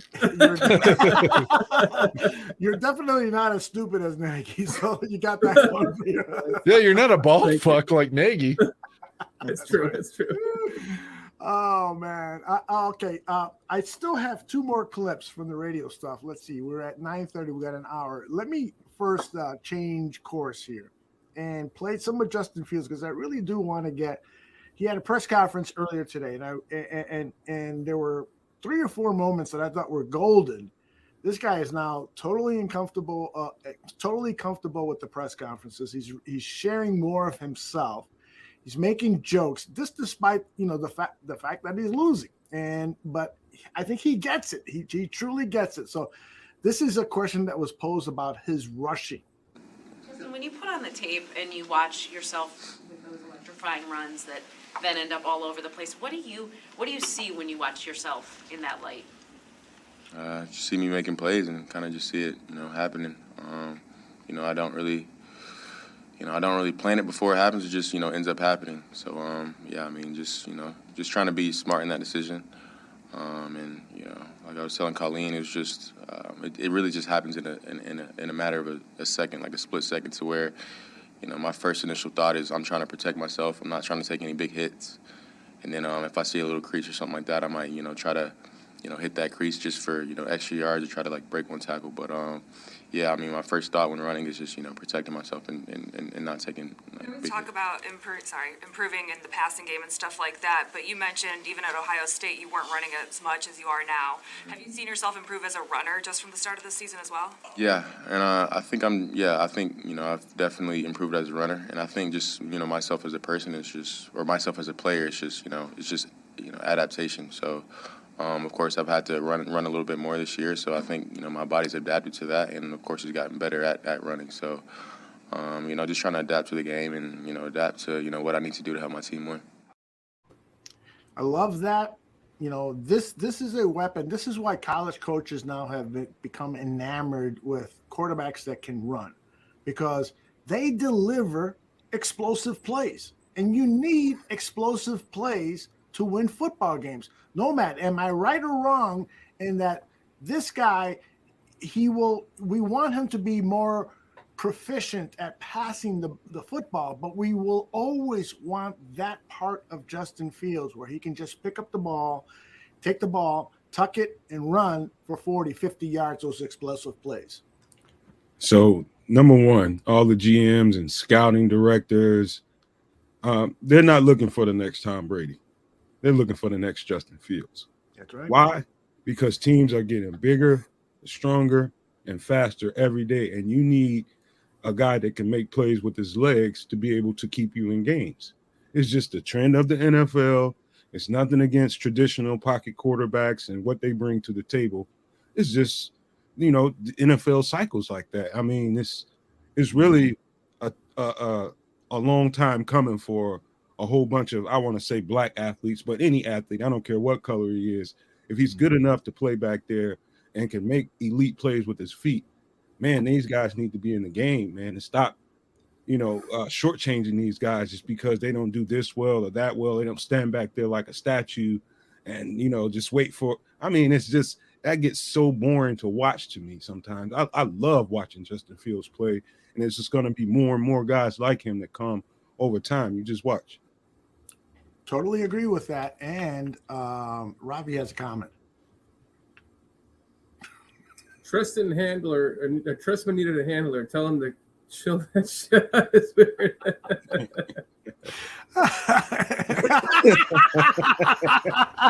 Dude, he's got better eyebrows than I do. What are you talking about? That motherfucker drives a white van and nothing on it. My goddamn eyebrows, they stopped growing over. They used to go all the way around. Look at that. They used to go all the way around when I was younger.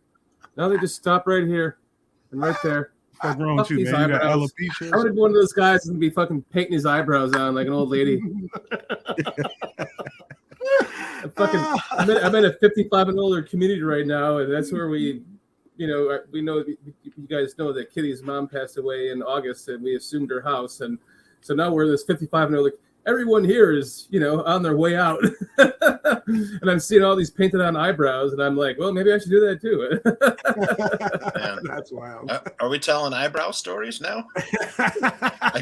You have such nice eyebrows. I would love to have your eyebrows, Tooch. One of the gals in the wedding that my wife had eyebrow issues and got tattoos. They didn't look good. And then after the wedding, my wife and her friends and the guys and gals in the wedding party, all they did was make fun of her eyebrows over some drinks, and it was hilarious. Maybe just get some stick-on ones I can just put on for the show, and I can take my glasses off. You ever seen one of those motherfuckers that eyebrows are so bushy they look like caterpillars and shit? Yeah. Dude. Yeah, that's what you look like, Nomad. Actually, we discovered on last night's show that Nomad, he's actually Mustafa Shakir. He's an actor who is playing on the show on Netflix called Cowboy Bebop. That is Nomad. He's awesome. If that's not Nomad, then I'm Jennifer Aniston. Okay, Trustman. Nomad totally nailed that last comment, man. Don't end up on my sex offender registry. Mr. Shorty, you got a new nickname now, thanks to Dan Aguirre. Dan Trustman. I love it. Instead of the other Dan, I'm Dan Trustman. Yeah. I just want to say. Here's Justin Fields talking about that fucking hit by fucking Ndamukong. That's a scramble, I think, in the first quarter, and it looked like, from what I saw, that you were objecting to getting hit in the head by Ndamukong Suh. Yeah. Slide. What did you think when you saw it on replay? I mean, it's just been too many times where I've gotten slid and hit too late, and I don't get the flag. So I mean, at this point in time, did you not hear me? Or I didn't have you. I said it's been like just too many times this year where, I felt like I've gotten hit late or something like that, and there's been no flag. So I mean, I'm gonna be on the refs, just looking for a call. But when I think it's a flag, then I'm gonna ask the ref. And on Sunday he said that he didn't think it was a foul. But yeah, I mean, I'm just gonna be begging for those calls and just hope that I get one in the near future. So yeah. Justin, that one specifically though. I mean, I thought I don't know. I felt like I was down, and then I just felt a 300-pound guy, coming back. So I'm like, well, pause. But I just gotta, I don't know. Just gonna ask those refs for those calls. But yeah. That motherfucker, he wound up. Yeah, he looked like Otis Anderson in the Super Bowl when he fucking had that big stiff arm against Mark Kelso. This guy has been hitting Bears quarterbacks now since Jay first came over from Denver. It's like cheap shot after cheap shot after cheap shot. This guy's reputation alone should have the referees watching him closer, where he's not able to do that. Like, if anything else, it's a blow to the head too. I mean, how that wasn't a penalty, it's just egregious. It's absolutely fucking egregious. I know we're the shitty-ass Bears, and we are whining, but fuck, man, that's a penalty. That's a penalty on any other quarterback in the league. And Tooch, you and I have been on this bandwagon for some time. We want fucking referees who are working 40 hours a week. And everybody's saying, well, why? They just, show up to the fucking game. No, they should be studying the film on Sue to see his tendencies. They should be studying the film and realizing, this young quarterback who plays for the Chicago Bears, he's always running and sliding, and we're missing calls. What the fuck are the NFL officials doing with all these grievances that are being sent to their office? What are they doing with it? They're just, you were right. And then they don't fucking apply that knowledge to the next game when they're making calls. Tooch, you and I have been on this bandwagon for a while. Yeah, it should be a full-time job, with continuous improvement throughout the season, rule study, testing, physical fitness, and pay these guys like they should be paid. I mean, these are guys that, they do the games for, 4 months out of the season, and they go back to whatever other jobs they had. It's not working. It's almost like, I don't want to say the word conspiracy, but you see year in and year out now, it's a different thing that they focus on every year now, right? Like last year they were focusing on the taunting, and the year before that it was something else, and the year before that it was something else, and the year before that it was any kind of hit like that on any quarterback whatsoever. And here we're seeing our quarterback getting beaten and battered around constantly. And I'll admit, watching that live from the perspective that I had on television, I thought, well, it looked like the two defenders collided with each other. And that's the only reason I might have any dismissiveness on maybe the miss of that call, because watching it in the replay, when you're seeing it from the other angle, you can clearly see him. It's almost like he knew he had the angle and nobody could see him, so he could get that extra fucking jab on him, like you were saying, Dan. Can I say something, man? Because this shit is starting to really piss me off with him. Me too, man. I want to go on a rant, but I'm letting you go now. It's really pissing me off, and I just want to ask all you guys a question, and everybody in the chat the same thing. Feel free to respond honestly. What happens if Justin Fields, after a hit like that, gets up, turns, and starts verbally assaulting the fucking referee like Tom Brady does? What happens to him? Thank you.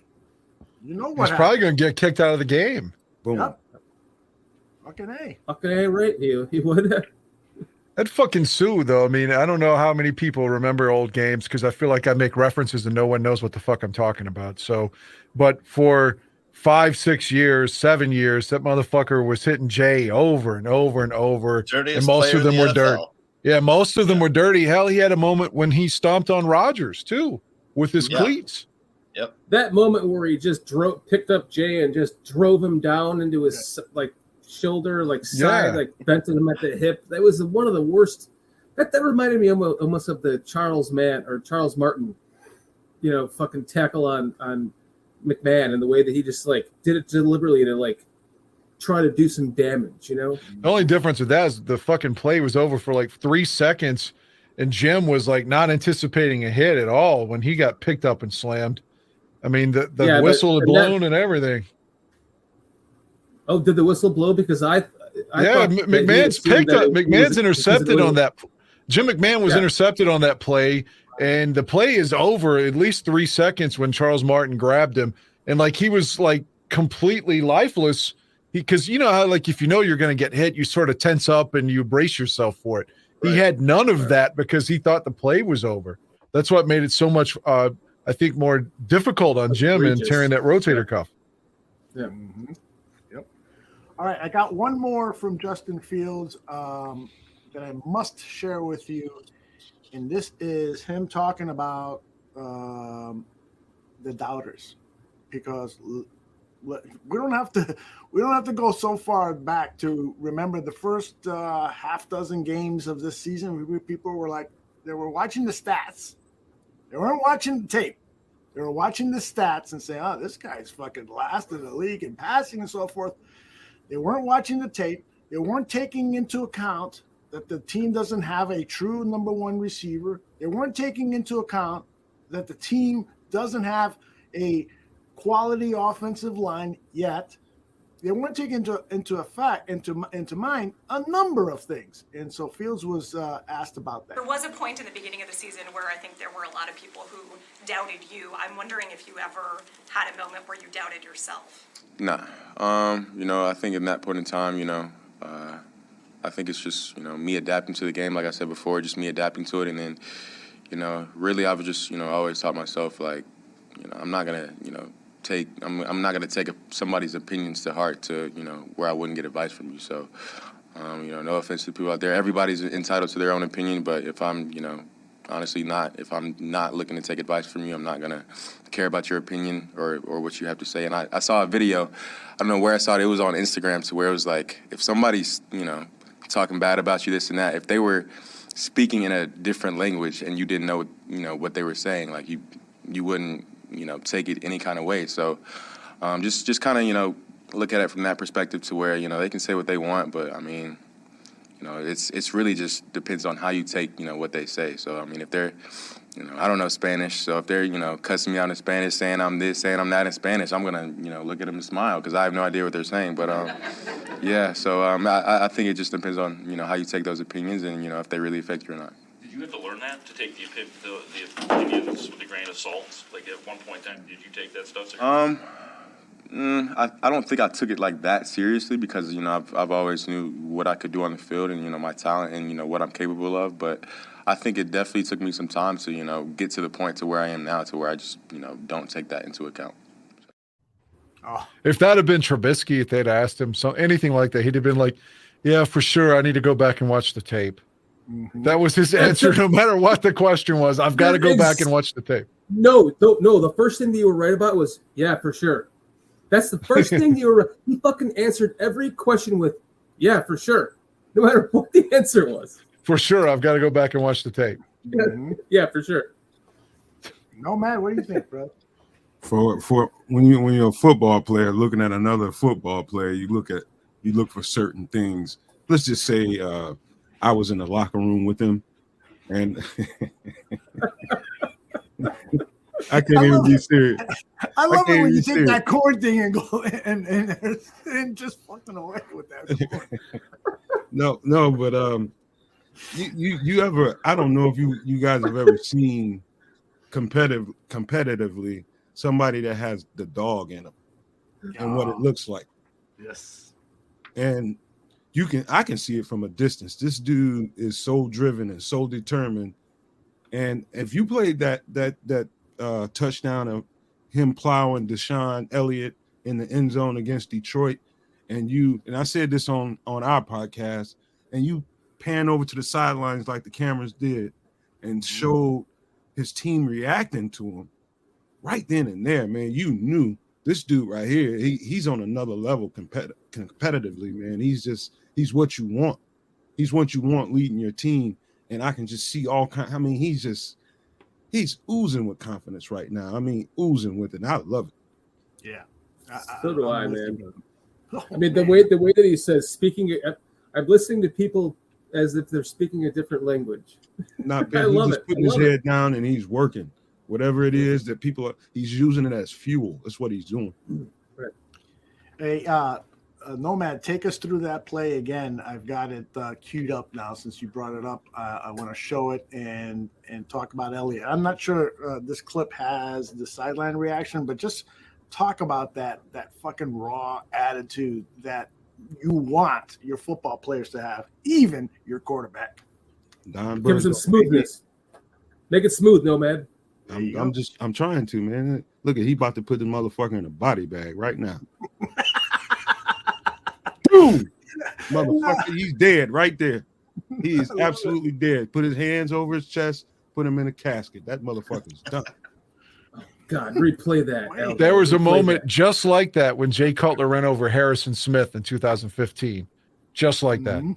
At Soldier Field. Yes. And Yes. yeah, he just threw his shoulder down and ran the fuck over him. It was beautiful. Hey, Dan, I'm telling you right now, that was the moment right there when if he didn't have the whole team behind him, he got him right then and there. You've never seen a quarterback body a defender like that. Not a quarterback. I mean, that is impressive. He laid that son of a bitch out. Oh, you and I we're 100% in agreement on Justin Fields for sure. Oh man, I think that's the moment that really put Justin Fields above and beyond with his teammates. Wasn't that the same game when he went in the locker room and apologized tried to apologize and they stopped him? Yes. It was, man. He's a special guy, and anyone that doesn't recognize that is really, really in a fucking different world. All of the different documentaries that have been made about him, from high school into college, into the college draft, into being drafted by the Bears. If you haven't seen them, you have to go watch them. And there's one point, I've said it before, that it's my favorite moment in any of the documentaries about him, where he went out after a game in high school and he's fucking mowing the lawn in the dark. And his dad's standing there going, "You want to go after the game?" And that right there told me this kid was raised well. He has a good father who is, major part of his life that is trying to help this young man become a great man because he sees the qualities that he has. And here we're seeing it now. That interview said it all. Aldo, today I was cleaning house and I was listening I actually turned on WGN, their podcast from Sunday. Hampton and Obranovich got into a screaming match over Justin. Really? Yeah, Hampton is sold that Fields is the man and Ed does not think he is. So they were screaming at each other. It's something you all should go back and listen to if you get an opportunity. Man, next time you hear a clip like that, let me know right away so I can try to grab it. The mashup, yeah. What was the other guy saying, Dan? Ed, a couple of weeks ago, conversation is sort of, you know how like sometimes you say something and a couple of weeks later you're still referencing it. So that's what was going on. Ed was saying some crazy shit. And again, he's a 63 Bear. He's old now, but a world champion. But he was saying that Justin should be a fucking slot wide receiver. And Hampton, he was going on and on about this kid doesn't have it and blah, blah, blah.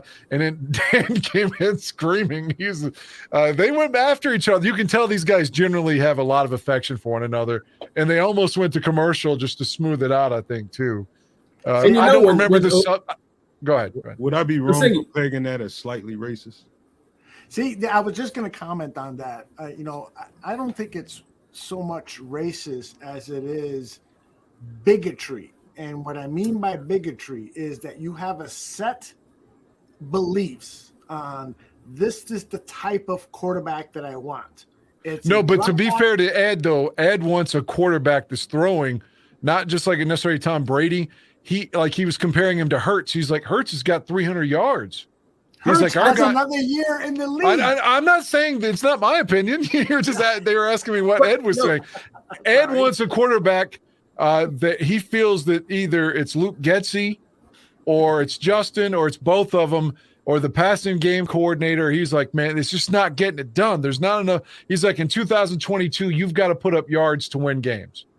I wouldn't call it racism or bigotry. I would call it old school. This is an old school fucking football player who that's a good way to put it. He's set in his ways of how he played football, man. But he's not advocating that, though. He's not trying to say we're going to win 10-7. He wants to sling the rock, is what I'm saying. He wants a guy. He doesn't. I don't think. Maybe he is like somewhat bigoted, and obviously that is plausible. But I don't think he is on this issue. He thinks he's not a good enough passer.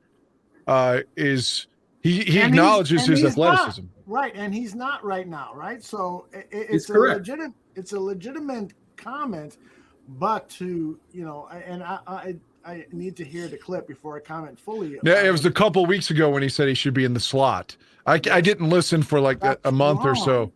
I went into like a hibernation of listening to post games because I just couldn't take it after all these losses.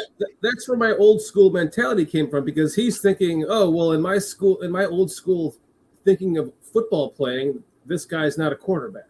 Some guys, you're going to hear more and more stuff like that because, change happens slowly sometimes, and then it happens abruptly. And then sometimes people have a hard time, getting acclimated to it. And, for the longest time, the quarterback position was this sacred cow position for some blonde, blue-eyed, tall white man that threw with a bazooka arm. And Johnny be good. You know what I'm saying? It was just, that's what it was. And people are adjusting to that being different than it was. And I think people are struggling with it. As much as I agree with you, I totally agree with you. Because in my lifetime, I was hearing leading into Super Bowl 22 that a black man can't be a starting quarterback in a winning team, which is just fucking incendiary. However, once more, I think Ed isn't old school in the sense he's like, you got in today's NFL to win a championship, you got to score 35, 40 points a game. And he says this kid can't do it. He can run. He's great at running, but he's going to get hurt. He has to be able to throw better. Is what he's saying. I don't want to have to defend the viewpoint because I don't agree with it, but that's what he's saying. I honestly don't think Ed's view is actually a lot more progressive than he's getting credit for, is what I'm saying. He's like, we got to score 5 touchdowns a game to win in 2022. Mm-hmm. He's not trying to win 10-7 in a cloud of dust. He's actually bitching that like, do you remember the week we eclipsed the 84 team with the rushing yardage? Mm-hmm. Ed was like, so what? You know how he yells, Aldo. He's like, so fucking what? He's like, you know what that meant? A loss. Mm-hmm. A loss. He's like, you morons, you have to pass in 2022. He wants to pass every play. Right. Dan makes me want to listen to him because I'm sorry, Aldo. No, please go ahead. I do want to get another perspective. With Dan telling us one thing and us listening to it for ourselves to be able to determine where he's coming from, you can kind of sense the energy when he says things. And that's kind of what I'm looking forward to. Mm-hmm. Yeah, I'm with you. And I do a show with Mike North here every Sunday morning, and he is not the biggest Justin Fields fan. He loves Mitchell Trubisky, and a lot of people would interpret that as being, Mike being more for the white guy than the black guy. And I think, and knowing Mike and knowing, so much of his background, I have to say that a lot of that is just based on tradition. For instance, there was a quarterback with the Chicago Bears named Vince Evans. He was a black man, and this was in the early 80s that he was drafted out of USC. I fucking loved Vince Evans because he reminded me a lot of Bobby Douglas, the left-handed quarterback who had the rushing record for the Chicago Bears, almost 1,000 yards, and Vince Evans was very similar to that, but was a little bit better of a passer. And so I was rooting for Vince Evans. I'm sorry, say again? He was before his time. Yeah. He had some good moments with the Raiders in the 90s, too. Really good moments. And it was weird that they drafted Jim McMahon on the year Vince Evans was ascending with the team. They gave up on him a little too early, in my opinion.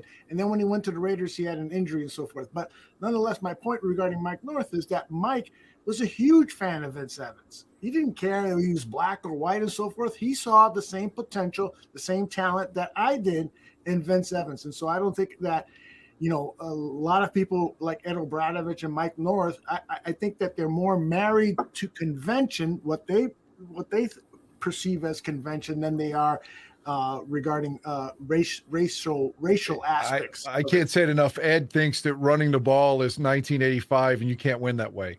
Ed thinks you have to pass almost every play to compete with your Kansas City, your Buffaloes, your elite teams. And again, I don't agree with his viewpoint necessarily, especially not on Fields, but I don't want to have to keep defending it. But I just say it's so easy to say, well, Ed's 80 or whatever, so he thinks we should play this way. That's not his argument. His argument is the guy can't pass. And I don't agree with that either. If he's got a better offensive line and better wide receivers, you're going to see a lot better passing. And considering that he's getting fucking hit like 6-7 sacks against Philly and still standing in there and coming back from an injury and throwing that touchdown to Pringle at the end, he's got grittiness, man. He's got toughness. I think he can improve even more than where he is now. Let me bring Tooch into this discussion. The one thing about Fields that aggravates me the most are those little 2-3 yard passes. He's running and he just needs to lob it to get it to the guy, and he misses on these short passes. The wide receiver screen, he throws it 3 feet in front of the guy. Perhaps that's what Obradovic is referring to. He gets frustrated by this lack of productivity on passes that perhaps even you, Tooch, could complete. I don't know what they're looking at. I mean, I think Justin is a pretty good passer to me, man. I'm wondering if we should get Mike North an optometrist appointments. Maybe just need some glasses. Well, the numbers aren't there, and Mike and I'm sure other people look at numbers first and foremost, and that's what guides their opinion. Hey, guys, I want to switch gears here. Final thought on that, Mr. Shorty? It's what's in. Last night, Nomad and I talked about this, how I showed that one of those passes where he threw it, I think it was like to Pringle or something, to like one of those bubble screens, and he threw it a little bit ahead of him. He kind of flicked the wrist a little bit too much, and the ball went ahead of him. And he got down on the ground and he started patting the ground. Like, fuck. And we talked about that being one of those plays that he knows he has to work on. That's all I wanted to say. Yeah, and one last thing. Please. I mean, I lost count of how many records, both team and NFL records, Justin Fields set this season. So, I mean, I never saw Mitch Trubisky setting multiple records. Breaking his own record. Yeah, I'm just saying, what more? This is his first full season starting, and he's breaking records. Yeah, he may end up by the end, multiple records, team records. He may end up as the number one overall all-time rushing leader from the quarterback position. He just needs 270 yards, I think, or less than that. 210. It's like 70 yards a game, I think. 70 yards a game, he said. Yeah. I think. And I hope he doesn't get them. I think he intends I hope to get that he throws for 300. I'm sorry, Tooch, for interrupting. I hope that he throws for 300 yards a game as opposed to running for that. But, the fact of the matter is, and I think that we can all agree on this, points are up.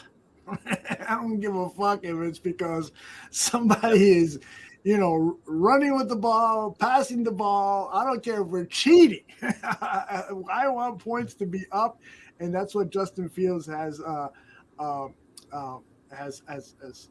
delivered for the Chicago Bears. All right, in this last half hour here, because I know that Dan Aguirre has to go. Everybody else might be able to stick around another few minutes or so.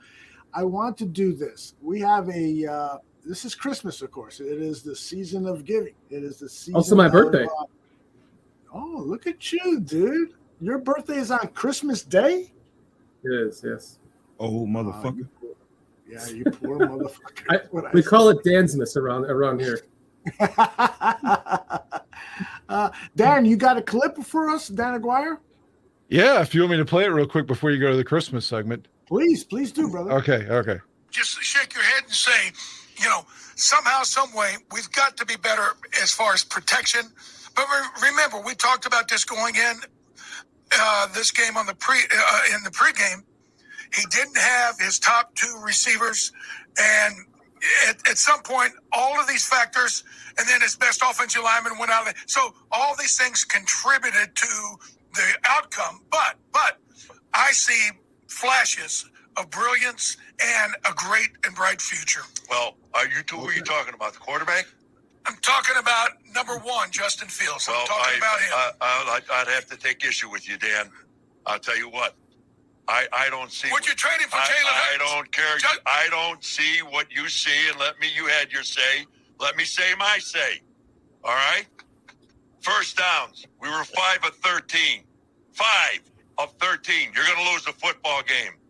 In the National Football League in the year 2022, you passed for 91 yards. Our opponent passed for 309, and they won the game. 91 yards. Every week it's the same thing. 78 yards, 48 yards. 3 years ago we played Cleveland. We had a net 1 yard passing. We rushed for 157 yards. They rushed for 112. Where was the difference? Converting on third downs. That was the difference. What was the difference in passing? 309 yards.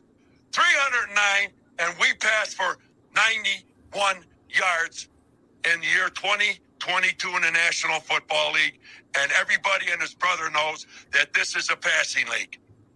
3-1-2. I'm going to tell you, and I know you love the kid number one, our quarterback. I'll tell you what, I do not think he's the answer. And I'm going to tell you what, we're going to go through the rest of these games, and they're going to come back next year.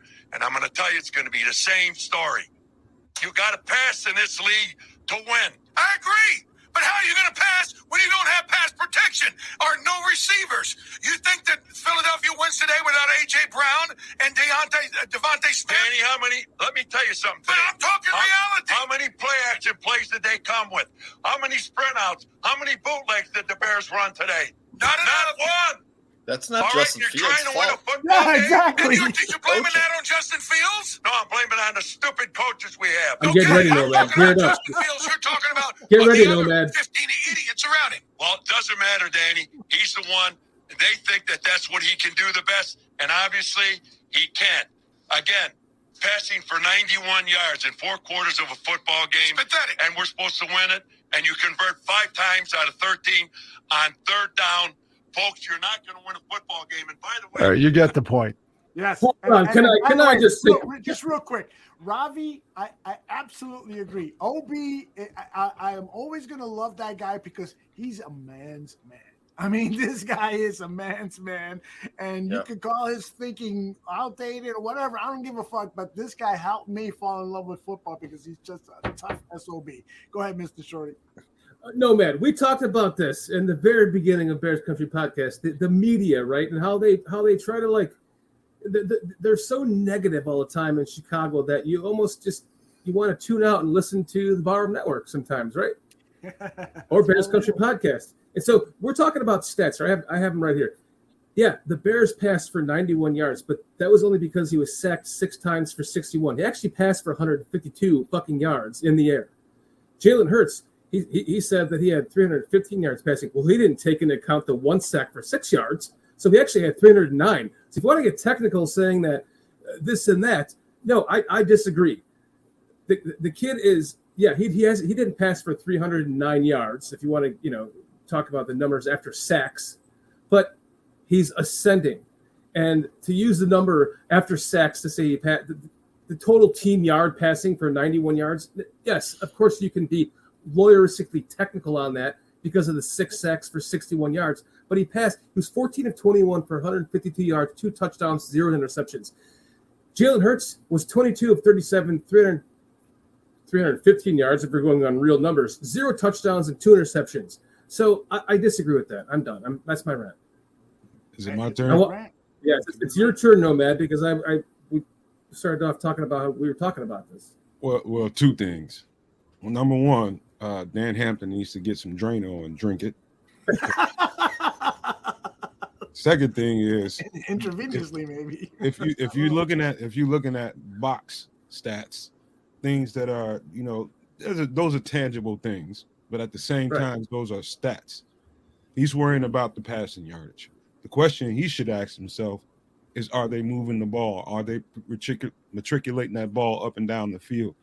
May not be doing it in the manner that he would prefer the Bears to be doing it, but they are doing it nevertheless, and they are putting points on the board. So who the fuck cares if they're not getting 350 passing yards a game? He's doing it in other ways. True, Justin Field is not really well oiled in the short passing game. That will come. He's just not comfortable, and it's not hard to tell. That's gonna come. It's just a mechanical thing. It just takes repetition to get better at it. But he is surely making up for that shit in other ways. Is he not? Yeah, I totally agree with you. Totally agree with you. It's to me the right way of looking at this. I don't give a fuck where the yards are coming from. I don't give a fuck where the touchdowns are coming. And if you're going to tell me, well, it's not sustainable because of injury. Did you care when it was? Sorry to interrupt you. Did you care when it was fucking Devin Hester getting you those yards? No. Yeah. Sorry. Right. Exactly. Well, exactly. To Ed's credit, Ed loves Mahomes, and Mahomes is biracial, so I don't think that. Yeah, and I this is not a racial thing. He loves Patrick Mahomes. He fucking loves him. Yeah, I don't think anybody here is. Mahomes is whiter than Aldo. And he loves ketchup a lot more too. Maybe that's why I love Mahomes coming out of college, because he looked a lot like me, a white guy who's really not a white guy. Anyone who puts ketchup all over a ribeye like that and gets drafted to a team that's red, good for you, buddy. No shit. Doesn't Trump eat his steak with fucking ketchup too? I've never looked at Trump's eating habits, and I will never want to replicate Trump's. No, I really think that was reported. I swear.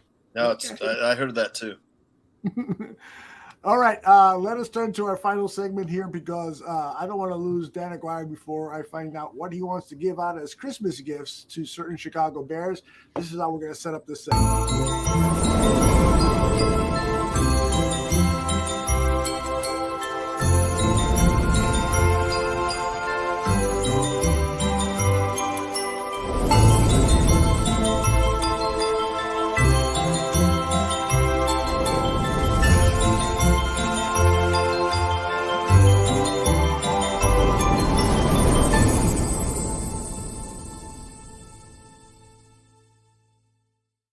That is right. We are fucking tired of this goddamn shit.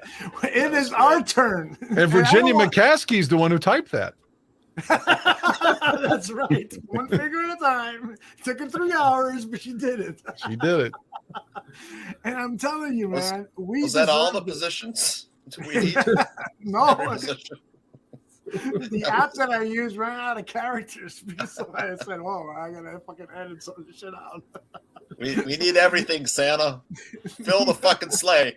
And Dan's already on record saying that he drilled Virginia just to get this next Super Bowl. Oh yeah, absolutely. She could take her fucking teeth out, gum the shit out of my fucking dick, and I would reciprocate too. I'm not a selfish lover here, you know. What you gonna do when she takes her shirt and pants off, though, man? What you gonna do? I'm gonna eat that hairy ass silver pussy, man. Don't put her in the tub and let the water drain out, because she might end up in the drain with it.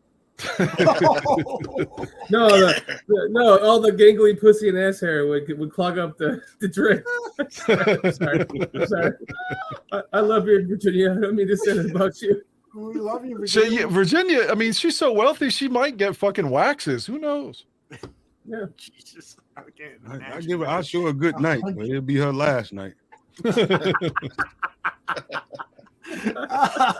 All right, so this is how we're gonna play this game. We're gonna go around the horn. I'm gonna play a video like this. Oh, that's the wrong video. Jesus, is that ever the wrong video? I thought I had the right video queued up. Let me call up the right video. It is titled Grab Bag. It should be titled Grab Bag, but it's not. Hold on a second. Ah, there it is. Okay. So I'm going to go around the horn. I'm going to start with you, Mr. Shorty. You say stop, and when you say stop, it'll stop on a player. So this is the gift that you're going to choose for Darnell Mooney. So, for instance, Darnell Mooney, I wish you a quick recovery or whatever you come up with. So that's how we're going to play this game. All right. So here we go. You're first, Mr. Shorty. You tell me when to stop, and I will. Go ahead and stop. Oh, nothing. Perfect. Skip. Passed. Perfect. Fucking Shorty passed. You cheap motherfucker. Don't let me pass. I have a great answer. Let's go. All right, let's try it again. Okay, stop. Oh! That should have been me. Oh! Should have been That should down. have been me. I hear Nomad saying, I wish that would have been me. Nomad, wait, Nomad, I'm you're gonna gonna love put my you on the answer. list too. You want me to hold say on. something? Hold on, no, let me Shorty go resituate first, myself. and then you. I already have my answer. I have my pre-planned answer. Okay, look at this. This is perfect. This could not be any more perfect. So for Aaron Rodgers, I would get him not only one, but two manscapers. One to keep on one side of the house for his face, and one to keep on the other side of his house for his nutsack. Right, Nomad? I would be willing to suck Aaron Rodgers' dick.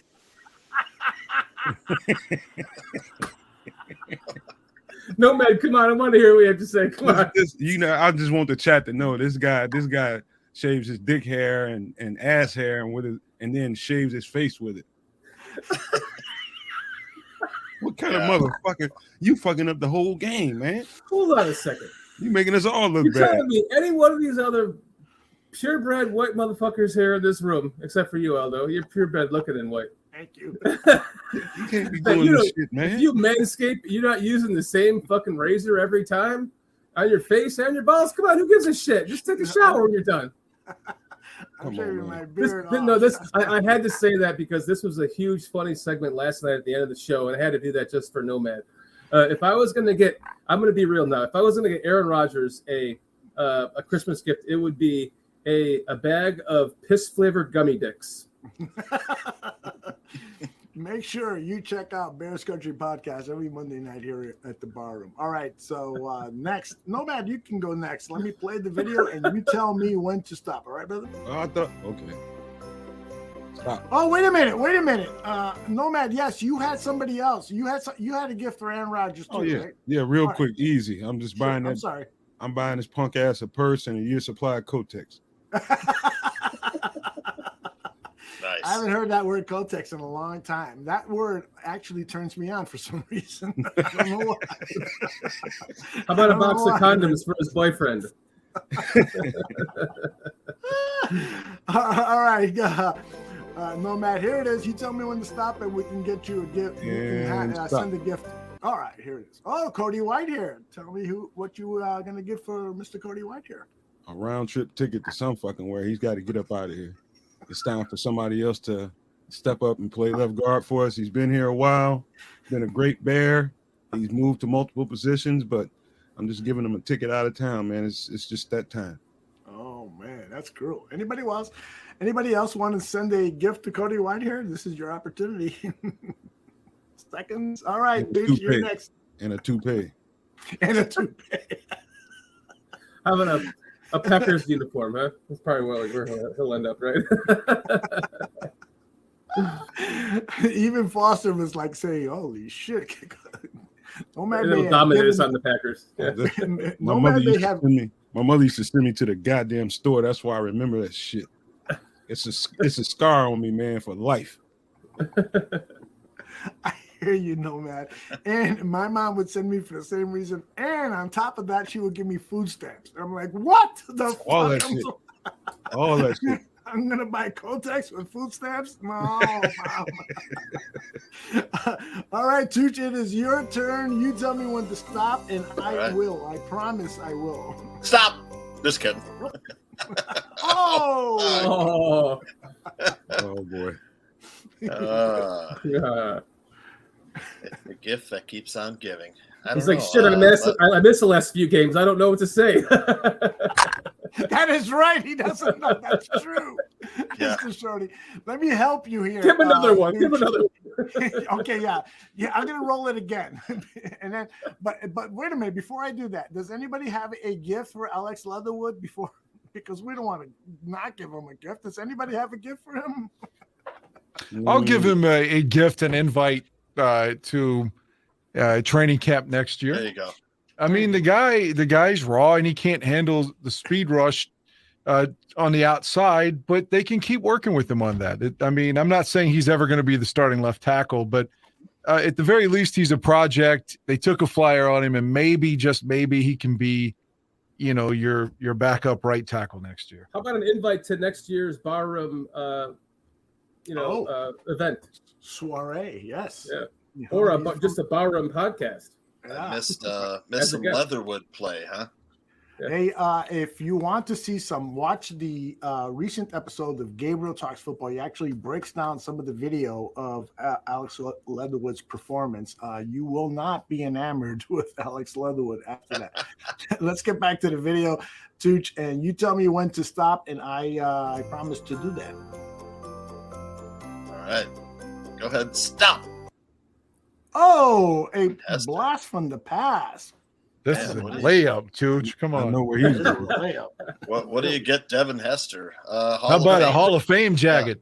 A Hall of Fame jacket. Yeah, Hall of Fame membership. Gold jacket all day. Yep. I would have been a little bit more creative with that, and I would have said a black shirt to match that gold Hall of Fame jacket, baby.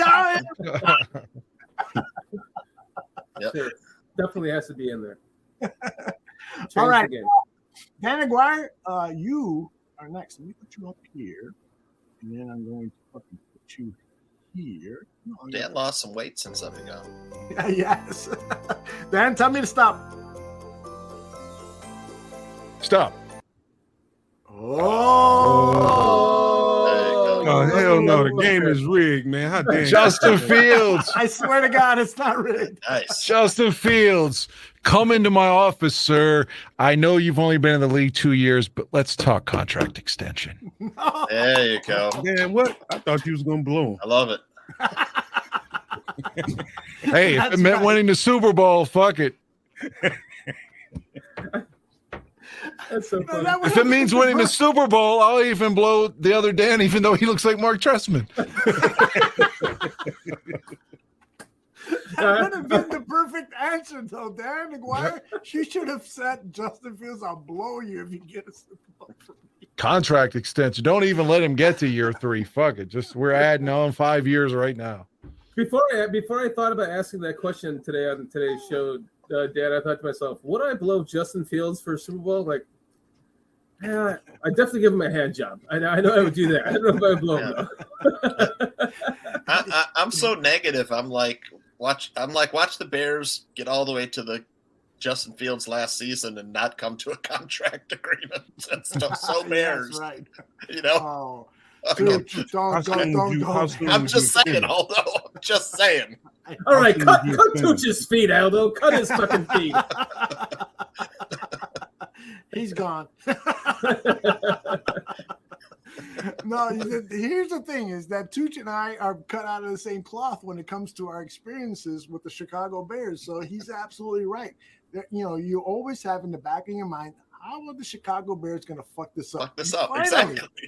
Finally, have our franchise quarterback. Even the fucking coach, Eberflus, in today's press conference, referred to him as the franchise quarterback. And so when he said that, I was like, okay, I need to capture this, and I need to send it throughout social media and everyone else. But then I said, you know what? If I do that, I'm going to jinx it. I'm going to fucking jinx it somehow, some way, because it happens every fucking time.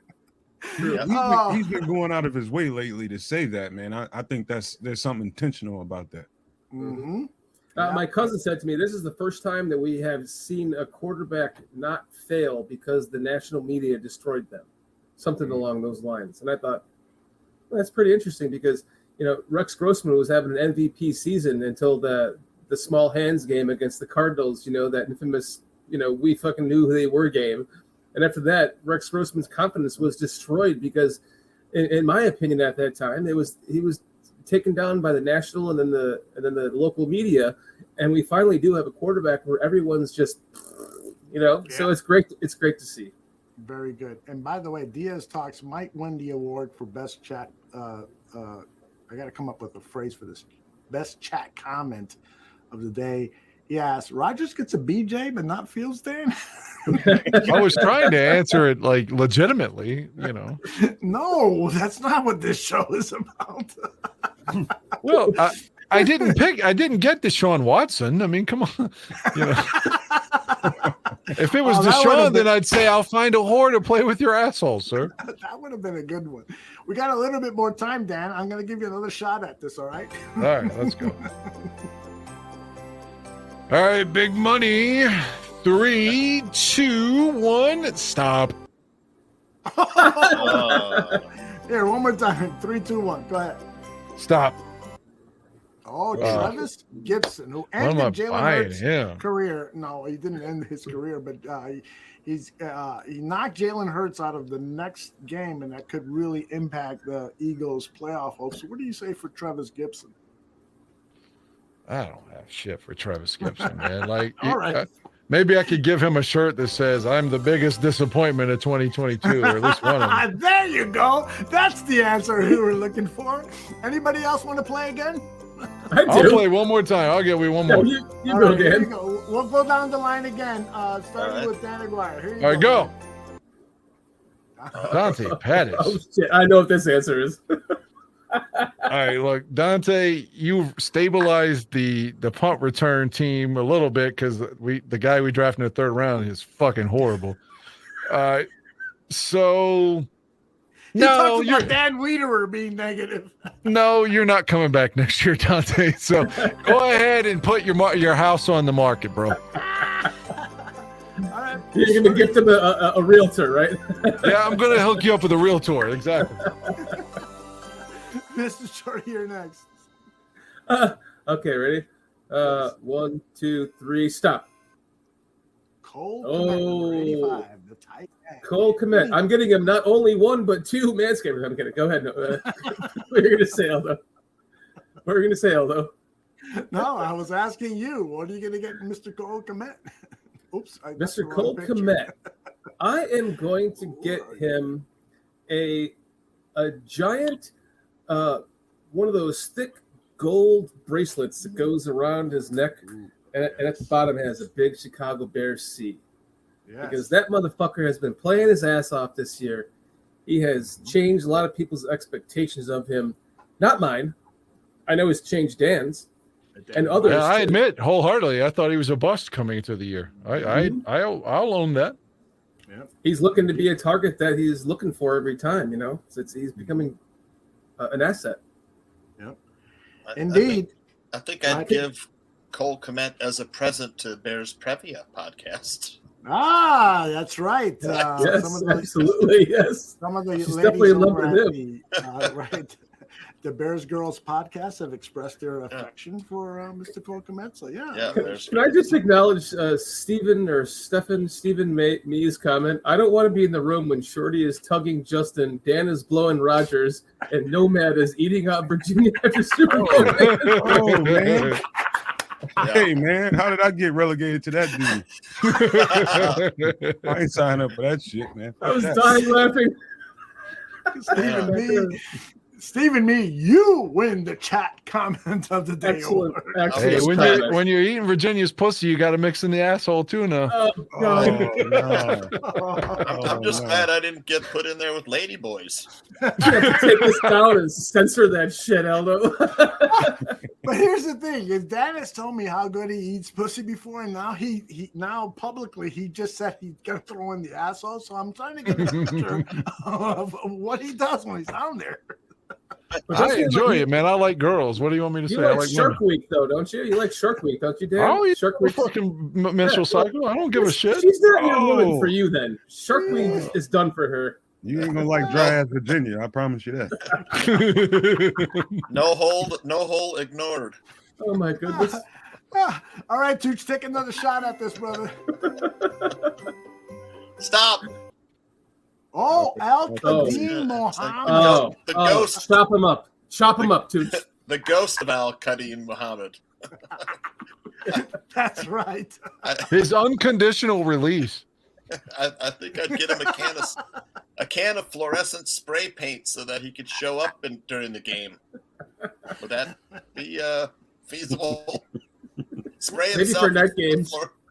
fluorescent spray paint so he'll show up. Like one of those crosswalkers, just put up this orange, fluorescent orange, just so like everyone can see him. I just want him to do something.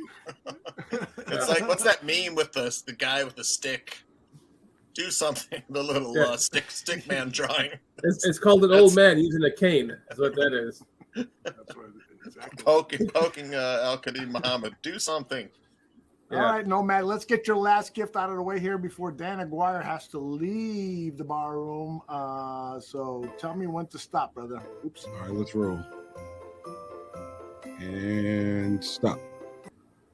No, I had Cairo Santos. Yeah, I agree. You had Carlos Santos. I had Cairo Santos. But Take your pick. Yeah. Fuck Nathan Peterman. I want to hear what you have to say about Carlos Santos. Cairo Santos, I'm going to deliver to him at his front door a pair of fucking nuts. That's what he needs. Rosam with some hair on it. Wait, no manscaper? No manscaper? Fuck that, man. He needs those whiskers on there. He needs a pair, man. He needs to grow. Chestnuts roasting on an open fire, right? Oh, damn. Yeah, man. That was the You wanna weakest get shit I ever something for seen. Nathan Peterman too? What kind of shit is that telling the coach that you don't want to try a field goal because you're worrying about you can't make it? Man, if you don't grow up here and get your punk ass out there and kick that fucking ball, I'm going to whoop your ass in this locker room. Tell me about it. I mean, okay, Nomad, you've played the game of football, so you want players to be honest. And so if the kicker comes to you or any player says to you, I can't go, I can't do this and so forth, don't you got to pay him some respect? Or are you saying you're not man enough? You want to know the truth? Yes. We kick his ass in the locker room. If he didn't get out there and kick that ball, win or lose, motherfucker, you kicking that ball. Or you come in this locker room, we whipping your ass. We had our kicker under control, man. He knew if he fucked up, somebody's kicking his ass in that locker room. Mm-hmm. Well, that's the way it goes, right? Dan Aguirre, you've done that too, right? You've got your ass kicked in the locker rooms. Dan, Dan still there? Dan, you there? Yeah, Dan, you're there. I was kidding, Dan. Oh, Dan, He's man. muted. Oh yeah. No, he's not muted, but that's my camera. Dan, you're not there? Oh, wait a minute. He had to Private bounce. chat. Aaron Rodgers is at his door taking him up. I have to bounce. He just went and without saying goodbye. Oh, wow. Maybe. Oh, what a I have to bummer. leave. He says, I have to. Hey, that's always a good thing to check the private chat. Yeah, exactly. 47 comments in a private chat. Dan says, I have to leave for work, gentlemen. Lots of fun. I really have to bounce. So Dan Aguirre has left us. He does look like Kurt Cobain in this picture, like a Kurt Cobain who was masturbating an invisible cock. But, At least it's a big one. The hand's all the way out to here, so it works. That's right. That's right. Usually when I masturbate, I bring out the teasers. What is it called? Tweezers? Tweezers, yeah. And I gotta masturbate with these fucking hamburger helper hands. Why did I know you'd say that? That's awesome. From All right, guys. Kotex to hamburger helper. Man, I hope if you're using those big ass hamburger helper hands, I hope you're putting some fucking lube on that shit. That's Aldo. We've got product placement now. Yes, we do. KY. Hey guys, can you all stick around another 20 minutes or so? We can hang, man. We can hang. All right. Let me play a little bit more of the radio stuff because it can invigorate some discussion on some of the many myriad of Bears topics. This is a little bit of a long one, but I really wanted to include it because I thought that the comments made here by Captain Hood were extremely pertinent to a lot of the things that we've been talking about tonight. So let me grab it here. This is Captain Hood with J Hood. Cap and J Hood, excuse me. I don't see the Bears beating the Bills. I don't think they win in Detroit when the Lions are trying to get to the playoffs. And I frankly don't think they'll beat Minnesota the last week of the season. So what we watched yesterday Give me something positive that you watched other than Justin Fields. Effort on defense. I thought they played hard. I thought they competed, even though the talent on the other side was just better. They competed, and this is a team that's playing hot. They've been hot all year in the Eagles, so watching them go out and compete, that was a good thing. Seeing some defensive linemen make some plays. I mean, we went 3, 4, maybe even longer than that, 5 or 6 weeks where we weren't getting to the quarterback, not even pressure. So, and you knew this team coming in, you may not get a lot of takeaways on this team, and they were able to get them.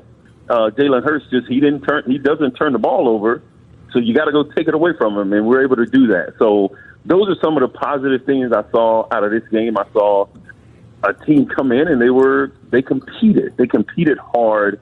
Yeah, there were some mistakes, and you got Brisker coming down. He's out of his gap, like Coach Eberflus mentioned after the game. It's just those little things get you beat, and good teams take advantage of these mistakes. So we make a mistake in this Brisker incident, it immediately turns into a touchdown. So those things we'll learn from, we'll get better at, and as we stop making those little mistakes, then we'll have a chance to win some of these big games. What's the difference between Justin Fields and Jalen Hurts when you see them both on the field together? Justin Fields is much faster. I think he has a bigger arm, and Justin Fields does not have a number one receiver in A.J. Brown and a really, really, really good number 2 receiver in the Slim Reaper. So I think that's the difference. Everything else is, I think, comparable. The offensive line. So the offensive line that they have is top-notch in the league. We do not have that offensive line. So you take Justin Fields and you put him on that team, I think that team is a lot better, and I think that's scary. So I think you look at that blueprint, and you bring in you build an offensive line, and you get some big-time playmakers, at least one. Give me a number 1 receiver, and I think our offense takes a huge step forward with Justin at the helm. AB, as we watched that game yesterday, and we see Velus Jones put the ball on the deck, we see Cairo Santos miss another extra point. What do you do if you're Matt Eberflus with a guy like Velus Jones? He was a high pick, 3rd round. They really had high hopes. He's fast as lightning, but he can't hang on to the football. What do you do there? Man, there's a lot of guys out on the street that can run. So, you got to be able to hold a football. You can't, especially when you have a team like the one we have. We don't have room for error. There's a very small margin of error here, and when you give the ball away, it sucks the air out of the team. You can't do it. I keep refreshing my Twitter account, waiting on somebody to be cut.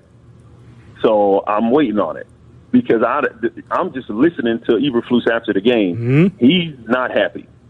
He's not happy when you mention Eberflus. You mention Santos. Listen, he's not happy with those guys and the way they're performing. I would not be shocked, and nobody in Chicago should be shocked, or any Bear fan should be shocked if we saw some people get cut over the last part of the season. Because what you want to do now, what you're trying to find is guys that's going to be on this team when this team actually turns that corner and start to become a very competitive to good team. The way they're playing now, I don't think these two guys will be. That's just it. We get put in a bad situation, and I know it's an extra point, and people don't look at it as something that's as important as it is, but it completely changes the game plan. It changes the way that the game flow is going, because as opposed to being, let's say they're up 10 points and you score a touchdown, then if you make the extra point, then you're only down by 3. You're down by a field goal. But when you miss that extra point, now you have to score a touchdown to take the lead, or you can't tie it, right? So it's those things, and it changes the game plan. So you need those points, and you need somebody reliable that can do that. I mean, to know that your kicker, yeah, it's great that he came and said that he couldn't, hey, coach, I can't make that. Well, I need somebody that can make that. I need somebody that can make that kick a 49 or a 50-yard field goal in cold weather, because we're not just going to turn this around and become the number 1 team in the NFC. So what we got to do, we're going to have to go somewhere when it's cold and win. And those games will be close, and I will need a kicker that can make those kicks. If he can't do it, he's only going to get older. So I need to find a guy that can do it. All right. I wish Dan Aguirre was here. He had to leave, and he sent me a personal message apologizing profusely for his abrupt departure. And the reason I wish Dan Aguirre was here, because at the very top of the show, we were talking about this topic regarding Cairo Santos. But the one thing that Alex Brown said that really kind of perturbed me a little bit, and as I heard it now for the second or third time, he's not endorsing cutting Velus Jones, but he is refreshing his Twitter to see if Velus Jones has been cut, which is absolutely, for an NFL veteran, like Alex Brown, he knows that's not going to happen. Maybe Cairo Santos, which I doubt, but for Velus Jones, there's just no fucking way they're going to cut this guy. No matter, are you with me on here? Listen, I'm so glad you came to me first, because this is a topic that we brought up last night on the show, and I got into some pretty good detail, I believe, why you don't. And I will bring it up here. I like Alex Brown a lot. I mean, the more and more I see him, I really enjoy him on TV, and wherever I see him or hear him on a radio show or somebody's podcast, I enjoy him, respecting anybody that's played in this game. I got nothing but respect for him, because I know what they had to go through. But I think he's overreacting. Matter of fact, I know he's overreacting. This is what I think is going on. When you have a young man, now you drafted him in the 3rd round, that means you have faith in him. You believe in him. And you believe in what he brings to the table. Okay. Now, what you do, you don't just throw that in the garbage. What you do is, if you really believe in the guy, is you double down on it. Like I said on the show last night, they have specialists out there for every skill that you need to improve on as a football player, whether it be throwing the ball, whether it be kicking a ball, whether it be improving your feet and your technique with your. The same thing goes for carrying a football.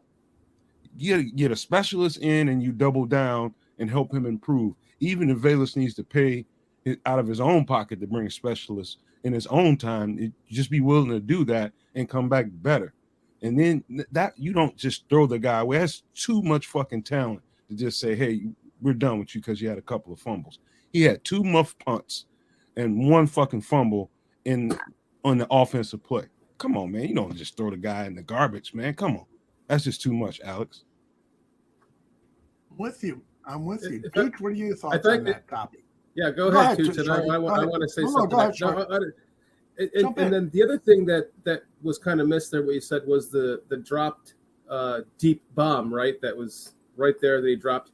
And the one thing that I will say about that play was, in the game against the Cowboys, that was the Cowboys game, if he would have actually caught that ball and let's say scored right away, the Cowboys were just like driving the field down the ball down the field the entire game and scoring at will, for the first half of the game. And so if he would have caught that play or caught that pass, scored a touchdown, it would have given the Cowboys like 4 minutes left, and they would have probably come right back and scored again. But instead, the Bears ended up actually scoring on that drive, which they were able to eat more time from the clock and give the Cowboys back the ball with like 40, or like less than a minute left in the half. And so in that case, it worked out in his favor. But I know what you're saying. It's like you're not going to just shit on the guy and give up on him. There's a lot of people on Twitter, bitching. He's 26 years old. He should have this shit down by now. No, you're learning a brand new offense. It's a very complicated offense. Getsy said that himself. There's no way that I'm giving up on this kid. Good point. Especially with the receiver depth that we have right now, who we're going to lose after this season. Let's put that investment. Let's keep working on that investment. That's my. What does that say about the franchise? That a guy can come you draft a guy, he comes into your franchise, has a horrible rookie season, and cost the team games, and as soon as things went in the wrong direction for him, you just cut bait with him, and just, what does that say about the franchise? Right. You have to at some point show that you care and you're willing to invest in these guys and believe in them the way you told them you do when you brought them in here. Damn it. 1,000%. Love that point of view, both of you guys. Tooch, what's your point of view? please tell me that you'd cut him right now so we can have a good fight. Well, you can't.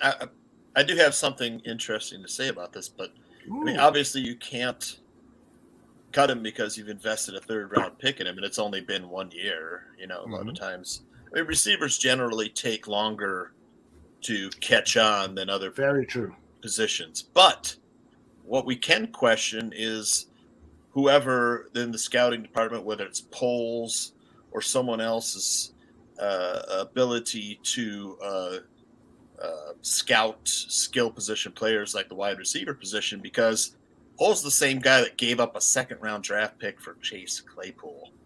You know, and I what's wrong with Chase Claypool? Hold on.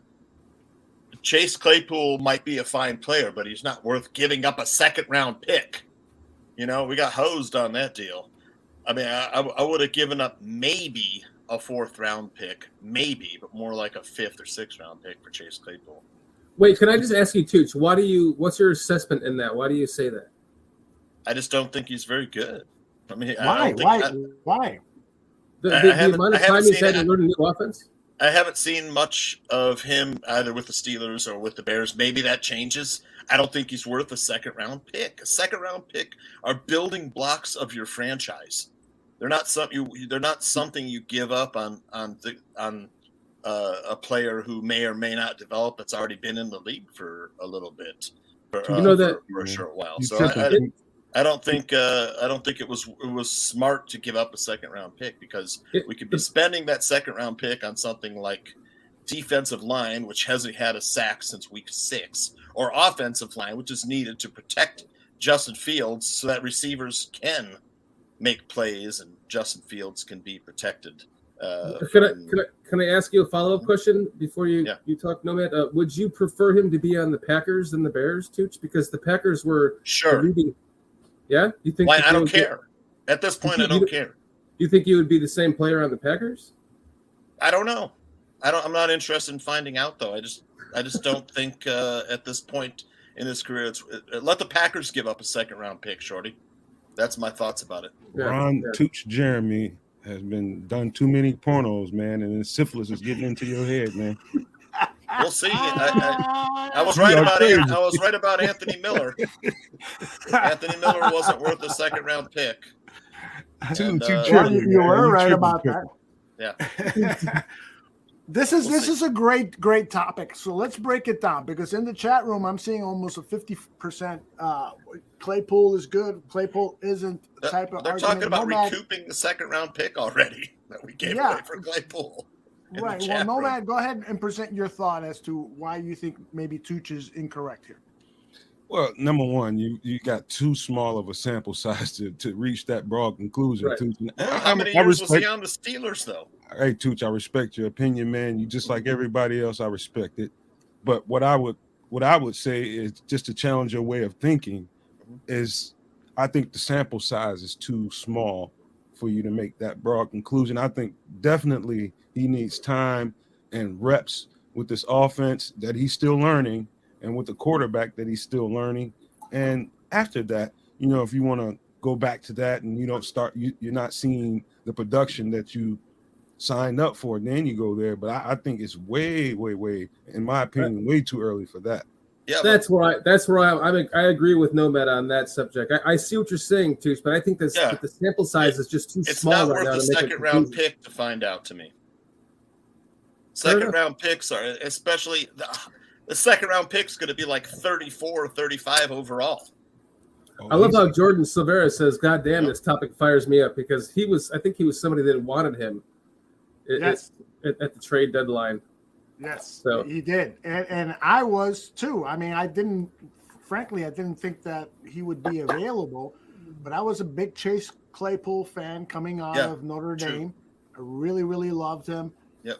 It does seem like a second-round pick is a lot of capital to invest in Claypool, given the numbers that he's shown with the Pittsburgh Steelers. But you have to remember, Steelers' passing attack was anemic because of Ben Roethlisberger, not because of Chase Claypool.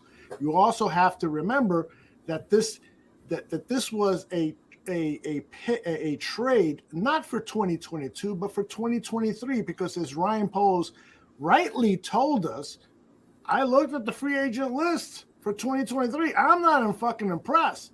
So why should I now have to put into my catalog of needs in the 2023 offseason a wide receiver, a first-round wide receiver, because there aren't first-round wide receivers available in free agency. So here's this guy, Claypool. I can trade for him. I can get him a bunch of snaps in 2022, get him acclimated to our offensive system, get him acclimated to Justin Fields' style. And then by 2023, he's ready to rock and roll. I think that's the key thing. And I think I agree with Nomad totally, and Shorty totally, that any judgments on Chase Claypool now are premature. And I'm not saying, Tooch, that you're wrong, that he could end up being a huge bust. So I'm with you on that, because you always have to prove what it is you're doing. What kind of player, what kind of numbers, what kind of stats do you have to put up to justify that high of a pick? Well, hold on, Tooch. I know you're not. I'm just saying. I got you. I just want to know. I know you're not like me. I'm a film junkie, and I'm ashamed to say that. But have you watched this film in detail? Just what I've seen in the games. Can I add one thing, that if you look at the numbers from his first season when Roethlisberger was healthy, he had his best season, and his second season under in Pittsburgh, Roethlisberger had the injury. His production went down, and then we were able to get him at this value deal. So I think that what Poles was seeing at value, you got him for the same price the Steelers paid him for. The only thing that I would have to say negatively, they invested a second-round pick. They got the second-round pick right back, and they actually got a higher second-round pick than they spent on him. The only thing that I would say negative about this, and I'll finish and let you say this in a minute, is that the only thing that I could see negative about this trade was that it wasn't the trade it wasn't the Ravens pick that they got for Roquan. Other than that, I wish it would have been the second round pick that we had. It's sad to lose the first one that we have, considering the position that we are in right now.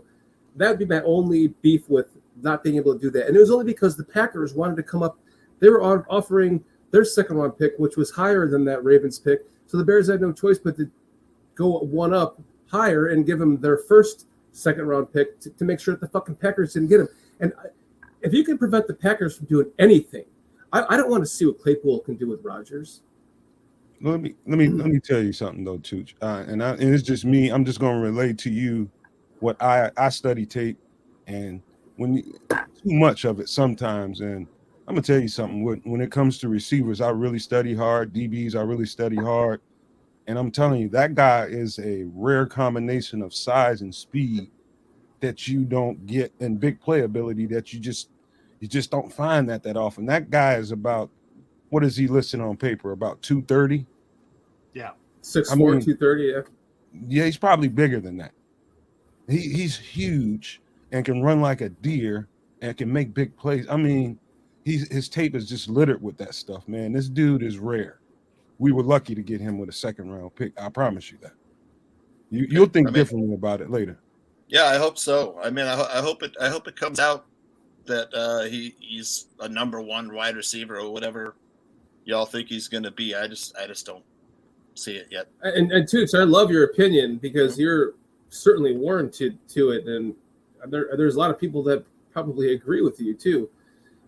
It's just I think that, in my own opinion, if I were to counter that, would be just give him a little bit more time before you make that assessment. But we're always giving guys time, though. That's the thing. Yeah, right. No, we're Bears fans. We got no choice but to give guys time. We've got to give Velus Jones time. We had to give Justin Fields time, which is fine. We found out Justin Fields is a franchise quarterback. Right. I would have said 2 was too high of a pick for me to go. And I see the wannabe GM is in there trolling. Fine. Who's fine. I could, but with your draft, with your analysis and everything, Tooch, I can totally understand why you would think maybe a 2 was a little bit too high. Yeah. Right. Because he was drafted as a 2, right? Yep. So maybe a 3, right? So I see your argument with that. And it's kind of contrarian to what Poles' plan, I think, is for the Bears, and that's a tear down and a rebuild. And that takes draft picks, and it takes high draft picks. So to me, it was kind of a perplexing move. Well, think about it this way, Tooch. Think about the timing and when he went and made the move for Claypool. That was, I'm pretty sure they went into the season believing in Justin, but in the mindset of show me. You're gonna have to prove some things to me before we start accumulating pieces around you. I believe that move for Claypool happened when they were pretty damn sure they had their guy. And like Aldo was saying, he looked ahead in the draft and said, okay, what can we get? And looked at the free agent class and what can we get out there that we can take care of this now. And we don't have to worry about this in the off season. So I take that mindset when I think about this. It was all timing with getting Claypool. It was when Justin Fields proved some things to them, they went and made that move. Agreed. This is a deep draft for wide receivers, though, coming up. Well, but here's the thing. I mean, do you want to jumpstart the offense? Who was it that said this the other day? Dave Wannstedt. He was referring to offensive linemen, but basically it can also apply to any position group. Do you want to take a proven guy in free agency who has proven he can play in the NFL? And Chase Claypool has proven whether he can play at an elite number 1 wide receiver level or number 2 or number 3. That the jury is still out. Or do you want to take a chance on a college prospect, knowing that at the wide receiver position, there's a lot of great college prospects, but the success rate is probably less than 50%. So, I mean, and Jordan brought up the issue with missing. The issue was missing on Pierce and Pickens, and so while I was not a big Pickens fan because I was concerned about some of the issues regarding his character, and you want to be careful when you're rebuilding a team. You want to bring in to the team guys with high character, and I know Nomad has questioned those evaluations on Pickens' character, but nonetheless, I do think that Pierce would have been an obvious better choice than Velus Jones. The proof was there. This guy performed at a high level. Go ahead, Nomad. Well, look at this this way. When you see somebody saying and constantly repeating it like they have fucking obsessive compulsive disorder or something in every fucking chat, every fucking where, and every show repeating it, a professional fucking GM is missing. That means they think that their way of doing things is you're smarter than the professionals. And you just like, really? You don't know what the fuck their evaluation looked like? They didn't draft Velus Jones to be your traditional receiver. They drafted Velus Jones to be a weapon that you can use in multiple ways. So I get tired of that bullshit. People, this 12 months later, people still talking about what Poles is and what he isn't. Like, get the fuck out of here. Who do you think you are? I think it's pretty obvious that Nomad is referring to Jordan's take on Pickens and Pierce. So just for context, for anybody who's wondering what's Nomad talking about, there's been obvious disagreement between those two guys on that, and I respect both points of view, but I agree more with Nomad here is that we don't know what's going on in those scouting rooms, how they're evaluating these players, the intel that they've collected regarding these players' behavior. Jordan has a response for you. How about let's be clear about something. Let's be clear about something. He called me out of my name on Twitter for no reason at all. He called me a bitch, and I'm just gonna let him know on live TV. Come to Chicago, but come unannounced. Because if I find out where you are, I'm gonna quote you on the bitch thing. I promise you that.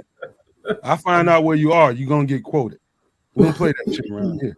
Let me ask Tooch this question. Do you still have that referee shirt that you used to have? Because we may need you to referee a grudge match in the ring. It's gonna be quick. It's gonna be real quick. Debate. The bear debate. Nomad versus. There you go. Only advice I got for that guy is stay the fuck away from the refrigerator. Do you guys want to do a bear debate? Jordan and Nomad, you guys want to go at it in the verbal ring? Don't like him. He annoys me. Okay, jeez. Oh my goodness. I love Jordan. Jordan is I well just liked by many. And Jordan also is on because he's on your side with Claypool, I think, right? Yes, He Jordan likes and Claypool. yeah, that's right. Jordan has been a defender of the Chase Claypool acquisition, so there is commonality there with Nomad. Yeah. Let's leave it at that. I would love to revisit this battle with Nomad and Jordan at a different day. Yeah. But this is pay-per-view, so I don't even want to repeat what I'm watching in Tell chat you right what, now. me and Jordan can't do. He owes me an apology. If he can't apologize like a man for calling me out of my name like that, then nothing me and him can talk about. I need that first. I just think we overpaid because we didn't want the Packers skin. The Packers got a lot of issues themselves. You know, what's his name? How long is Aaron Rodgers going to be there? And he wasn't all that great. Their offensive line sucks too. You know, let the Packers sort stuff out. I'm not paying a high second round pick. I give him a third or fourth, but. By the way, Handsome Duke has me totally figured out. I want to apologize to all the people in the chat, man. I apologize for all that, man. It was personal, and he knows why. And I apologize for making y'all go through all that. I'm sorry. Nomad, you're always a class act, and I can't wait to meet you face to face. But I'm going to. You can't. Neither can I. I can't wait to see when that fucking happens, Aldo. You let me know, buddy. Wait a minute. What are you talking about? He's right here. There he is, right there. That's exactly right. That's fucking Mustafa Shakir over there right now. Look him up. Mustafa Shakir. Don't let that snow white skin fool you. I'm a thug.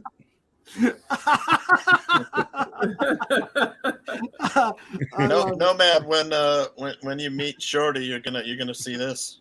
Oh no! I can't have my kids with me. God damn it! You know what? Fuck all you. Fuck all you. My God, Duke, I see you, man. I'm just gonna sit here and make my eyebrows look more like. I'm just gonna make my eyebrows look more like Robert De Niro now. That would be a lot. Sit here the rest of the night like this so I can get rid of my glasses. Because fuck that Treshman guy. I'm going this. And that fucking problem.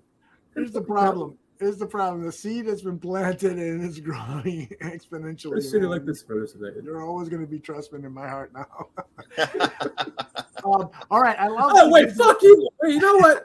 Cut my feet. I'm not fucking Mark Trustman. There he goes. All right, I always love to give the last few minutes of the show to Tooch. Tell us what you're working on with the VIP program. I know that you are back from your trip, and you've been.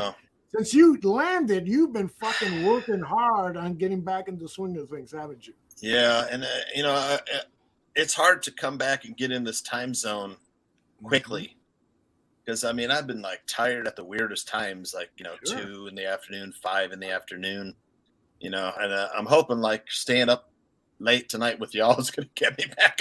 Bears Barroom is going to cure me of the jet lag tonight. So, yeah. We're here to help.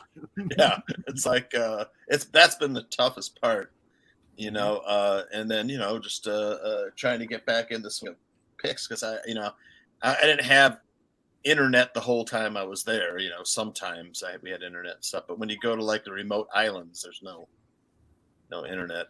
So I wasn't had to catch up. Yeah, I had to catch up on a lot of stuff. Elon Musk. You can get Elon Musk internet. That'll work. I need what was that? Starlink or whatever. Starlink.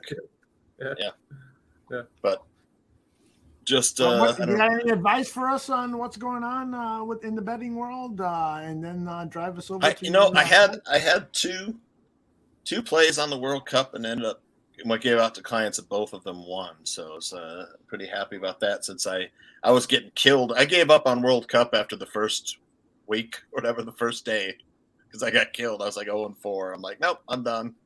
And gave out 2 plays for the World Cup and got they were plays that I didn't know who was going to win. I would have thought it'd be the under too, so I didn't play that either. And all I did was play France to score in the second half, which they did 8 out of 13 times in this tournament. And when that score, when France had 0 goals in the first half, I was like, oh, this is looking good, because I know they're going to score.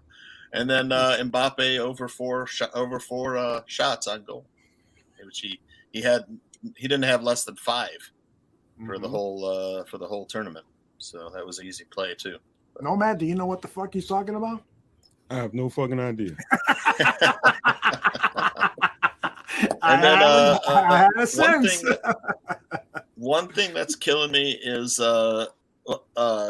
college basketball. You have to take dogs. Nobody's covering spreads. I mean, Duke has not covered the spread 7 times, so you have to take the dogs.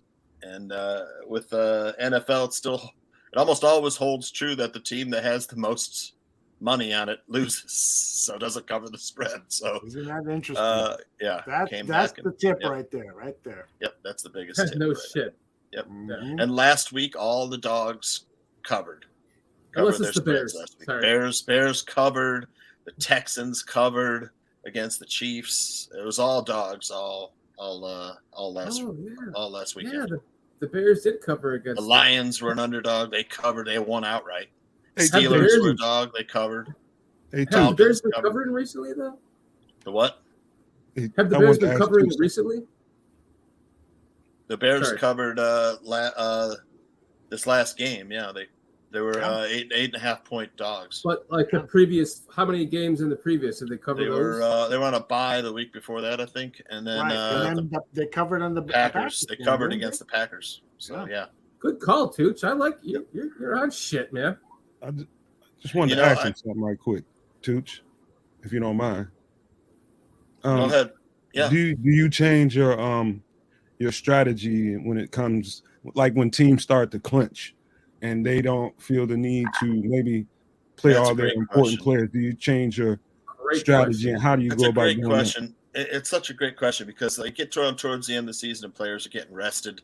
I think I would still go with dogs there. And then, you see in the bowl, in this year's college football bowls, it's also tough because players with the transfer portal now, players can leave, and play the next year with their team. So before the bowl game, some players have already checked out of their team. So you really have to, that's the first thing you have to look at for college football is who's available and who's not available. Like Western Kentucky, their 2 top offensive linemen and their top tight end won't be in the game. They all 3 of them entered the transfer portal.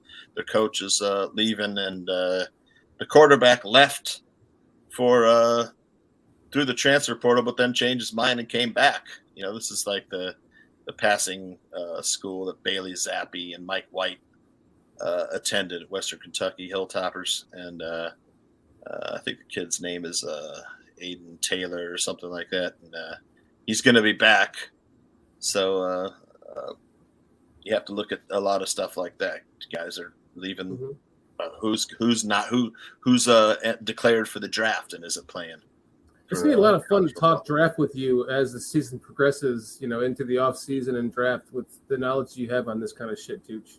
Yeah, well, I'm about to start. I think studying the draft players just because I like to think about, dream about who the Bears are going to take and stuff. And can I ask you a question? Because this is something that I've been doing. Have you started scouting quarterbacks, even though we don't need one, just to see what that potential would be for the second pick in the draft?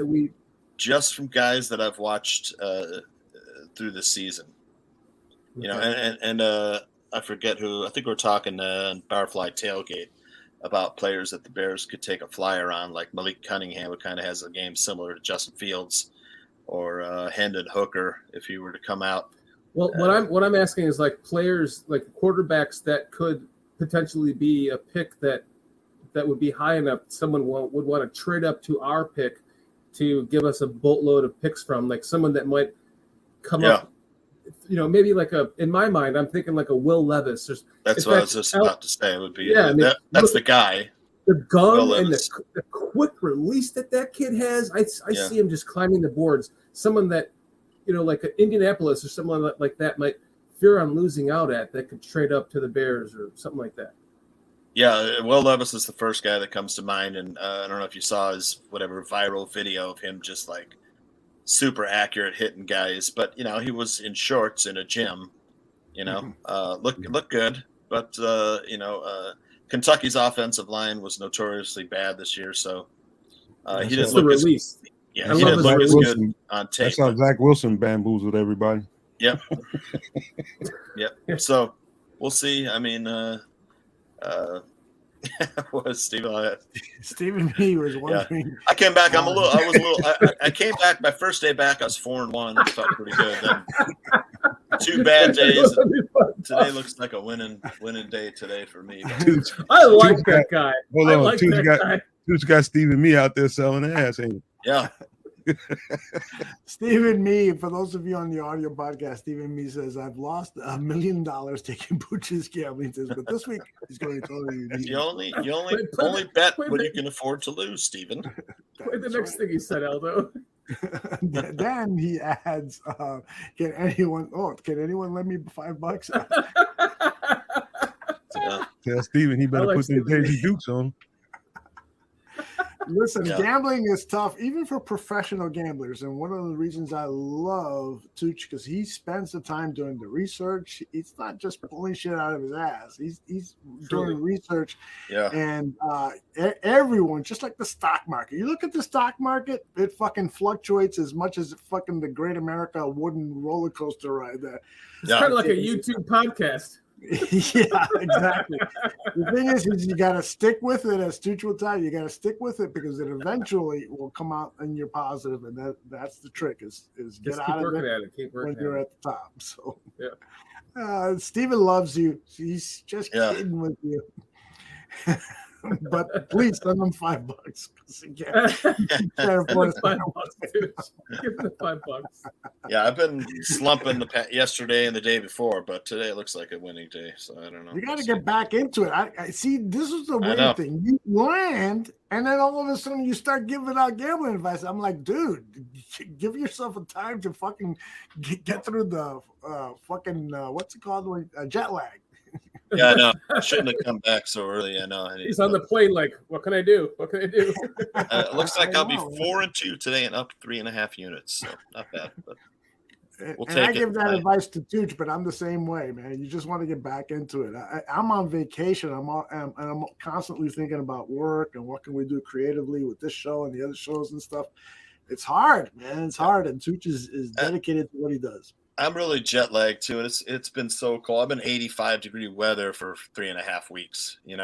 I get back here and it's like 9 degrees. I've got to take the bus to work. That's where I'm at, Tooch. I'm enjoying the 85-degree weather here in Florida. It's not 85, but I'm in Florida. It's pretty nice.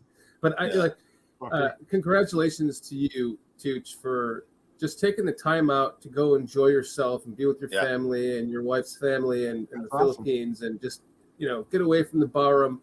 Yeah, and everything else. Well, and just I missed enjoy the bar yourself. room. I mean, that was painful. Of course you did, but you come back and you're now retooled, ready to go with like probably new ideas and stuff, right? You can't go too far away from your barkeeper. That's true. The Podfather, right back there. The Podfather. There you go. That Podfather poster was produced because of Mr. Shorty's inspiration, calling me the Podfather and stuff. Thank you, Donna. Thank you, Donna. I was looking for places to retire there. My wife and I have found a nice little spot, some lots for sale, and it would be for the lot and house would be about $80,000 for a bedroom house. So and the land. We're gonna lose Tooch. I told you we were gonna fucking lose Tooch. I can't retire. 62 is the minimum age. Yeah, but you can live a lot cheaper. Yeah, about 7.5 more years. Tooch, just remember, Tooch, the Philippines ain't Vegas. What happens in the Philippines doesn't stay in the Philippines. Yeah. So that lady boy that drilled you, it's on tape somewhere. And I'm gonna get my hands on that. All right, let's pull the plug on this episode of Dan and Aldo Show. Can I get one last thoughts from each of you about? I'm kind of like part of me, is against this thought of bubble wrapping Justin Fields for the last 3 games. And part of me says, fuck you, to let him play and stuff. But to me, the risk is just too great because, and I know people will say, oh, injuries can happen at any time. He could step on the field in the first game of the season next year. And Kyler Gordon. Right. You know, I mean, last week I want to use the Kyler Murray last week. Or Kyler Murray. Yeah, thank you, Kyler sorry. Murray last week. You know, and I had him as a quarterback. I needed like 25 points to win my game at fantasy football with him and DeAndre Hopkins, and Kyler Murray, first play of the game, tears his ACL in non-contact. So lost the fantasy football game. That doesn't matter. But the Cardinals they're not going to have Kyler Murray for almost all of next year, you know, Right. until at least, I until at least apologize, December. Tooch. I apologize, Tooch. I can't answer that. You know what I'm going to do, Mr. Shorty. Knock on wood. Yeah. And I mean, to me, Justin Fields is too important to risk all of that. And I would rather wait till next year when we've built a better offensive line. We've got better skill position players, and the kid isn't doing everything by himself, because when he left the game, went into the locker room, you know, I was just like, man, I think we dodged a bullet there, you know. But I would love to get your guys' thoughts on would it make that big of a difference to just, you know, let him sit for 3 games and get ready for next season? I know it sucks that we'd have to watch Nathan Peterman for 3 games, but man, I'm going to go last, just so you know. Yeah. I just part of me says, you know, let's just call it a season. He's done. He's broken all these NFL records. I mean, getting the NFL record for most rush, I love that. I want the kid to have all that, and learning, getting 3 more games of experience, to me, it doesn't outweigh the risk of losing this kid for all of next year. That would just kill the whole rebuild of polls. Nomad, what do you think? I just got to knock on wood. I'm like, I felt since he hurt his shoulder, I was of that mindset, and I'm still of that mindset. But I understand why they're doing it right now, why they're not sitting him. They don't want to start treating guys special, or even though he's a franchise quarterback, it probably sends the wrong message to the rest of the locker room. That's the only thing I can think of in my head as to why they would still be playing.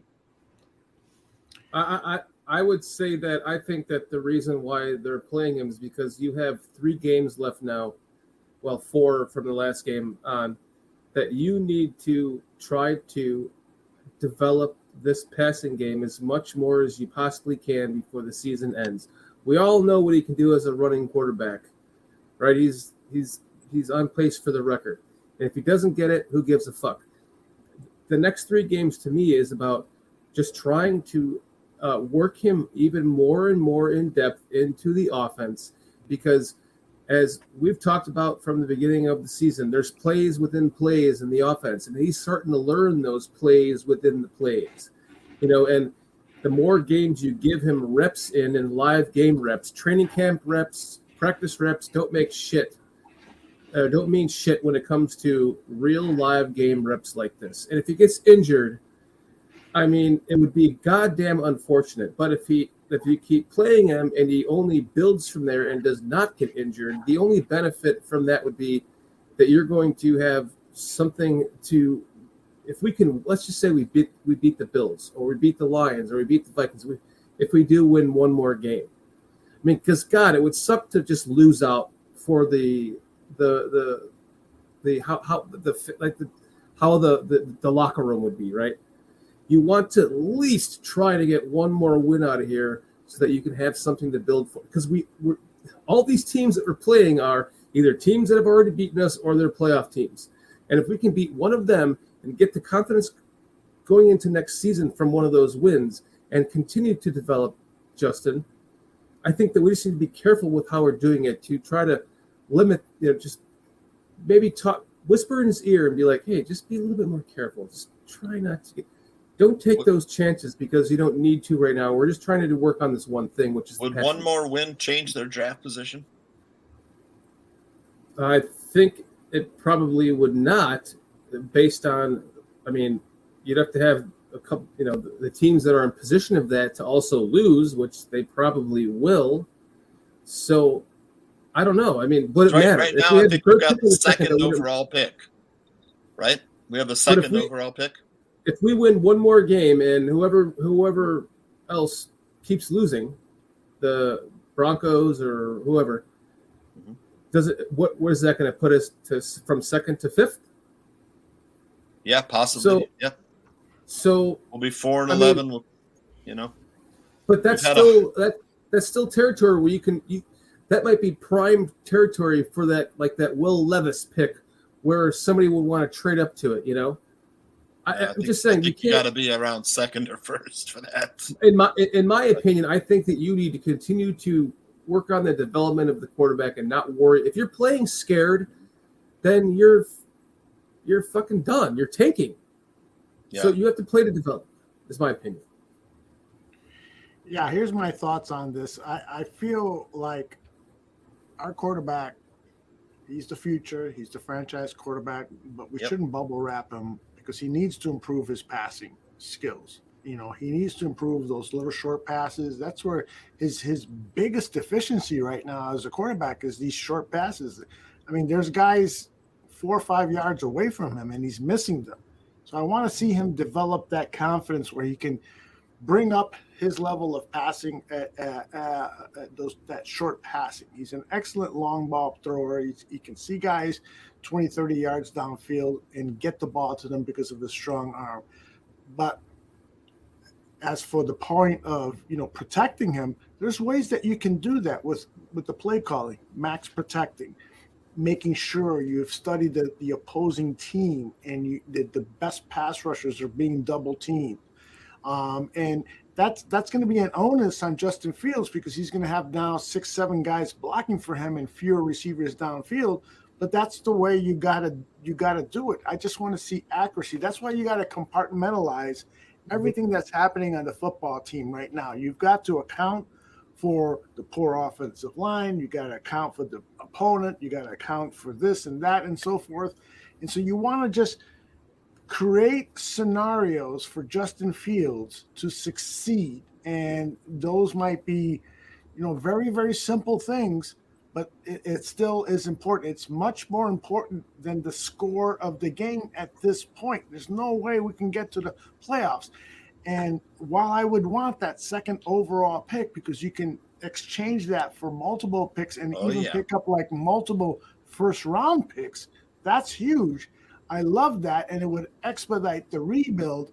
You can't put too much of an onus on that because it's a disrespect to everybody that is suiting up in the Bears locker room and is going out and listening to the coach and and that coach is saying, let's go out there and win.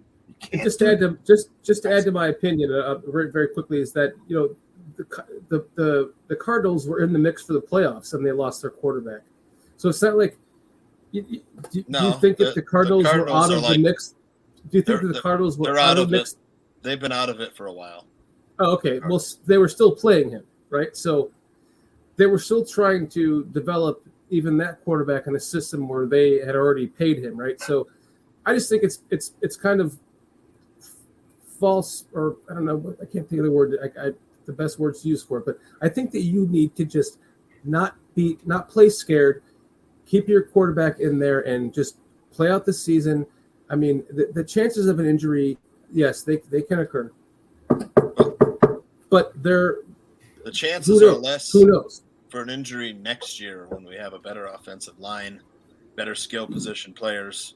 That's my. You don't know that Kyler Murray blew out his knee on a non-contact injury. I mean, he just was cutting, so it could be anything. So you might as well just play out the season. In my opinion. So by your logic, you're okay with Justin Fields' non-contact injury here and him not being available for most of next year. I'm not going to speculate. Just risking it. No, I think that the opportunity to develop is more important than I don't. I think because there's a lot of things you can work on this in the offseason, the short passing game, all of this stuff. He's going to work on that stuff anyways. But I understand that the team can't do that, you know. But I wish they would. I agree with Tooch there. Mm-hmm. Oh, I agree with Tooch. Yeah. Mm-hmm. Because to me, losing Justin Fields until December of next year, or possibly for the rest of his career, doesn't outweigh. I mean, 3 games of development does not outweigh that chance of losing Justin Fields. fair enough. Because outside of Justin Fields, there's maybe one or two other players who would start on any other team. No There's shit. Fields, Jalen Johnson, Jaquan Brisker. He is our only hope. Yeah, there aren't many other players that could start on another team that are on the Bears roster right now. We have about 4 or 5 guys out of 53. Yeah, they've all been released by other teams. You know, Equanimeous St. Brown was drafted to be a starting wide receiver for the Packers. Yep. Didn't cut it, so he was released. So for all of us here in Chicago to think that with no offensive line, with a brand new offensive coordinator, with a brand new head coach, with no significant playmakers, that Equanimeous St. Brown was going to be a number 1 or not even number 2 quality wide receiver. Yeah. That's praying for a lot, you know. So yep. Well, anyway. So Aldo was the team set up to fail? Yes, I absolutely believe you and I have talked about it before, man. Yes. Well, this is like Major League. You know, put Yes, together exactly. the shittiest roster. You know. Exactly. And the play calls to like not succeed, and then just you're not the Dolphins where you're saying, "Hey, I want you to not win." You're just going, "We're going to make this." I mean, Justin Fields is going to raise hell if they try to sit him because he's just so damn competitive. As Foster Covers says, yes, you're right. He's going to play. Indeed. And you know, I want him to play. I want him to play because I think, you know, if you heard those 3 sound bites that we played we sure as earlier. fuck don't watch Nathan Peterman for 3 games. Yeah, well, that's the thing. I don't want to see Nathan Peterman anywhere near the Chicago Bears starting quarterback position. But if you heard Fields in those comments that we played earlier in the show, he was talking about how he has learned how to run, how he has learned how to protect his body more. And so the chances of injury, I think, are actually decreasing despite the injuries to the offensive line, mainly because of Justin Fields. And I really do believe that the coaching staff that has been referring to him now as the franchise quarterback, they're going to do everything possible to keep him safe. Doesn't that feel good to say that, though? It does. Excuse me? Doesn't it feel good to say that? Franchise quarterback. We haven't said that since Jim McMahon, and I don't even know if he was really.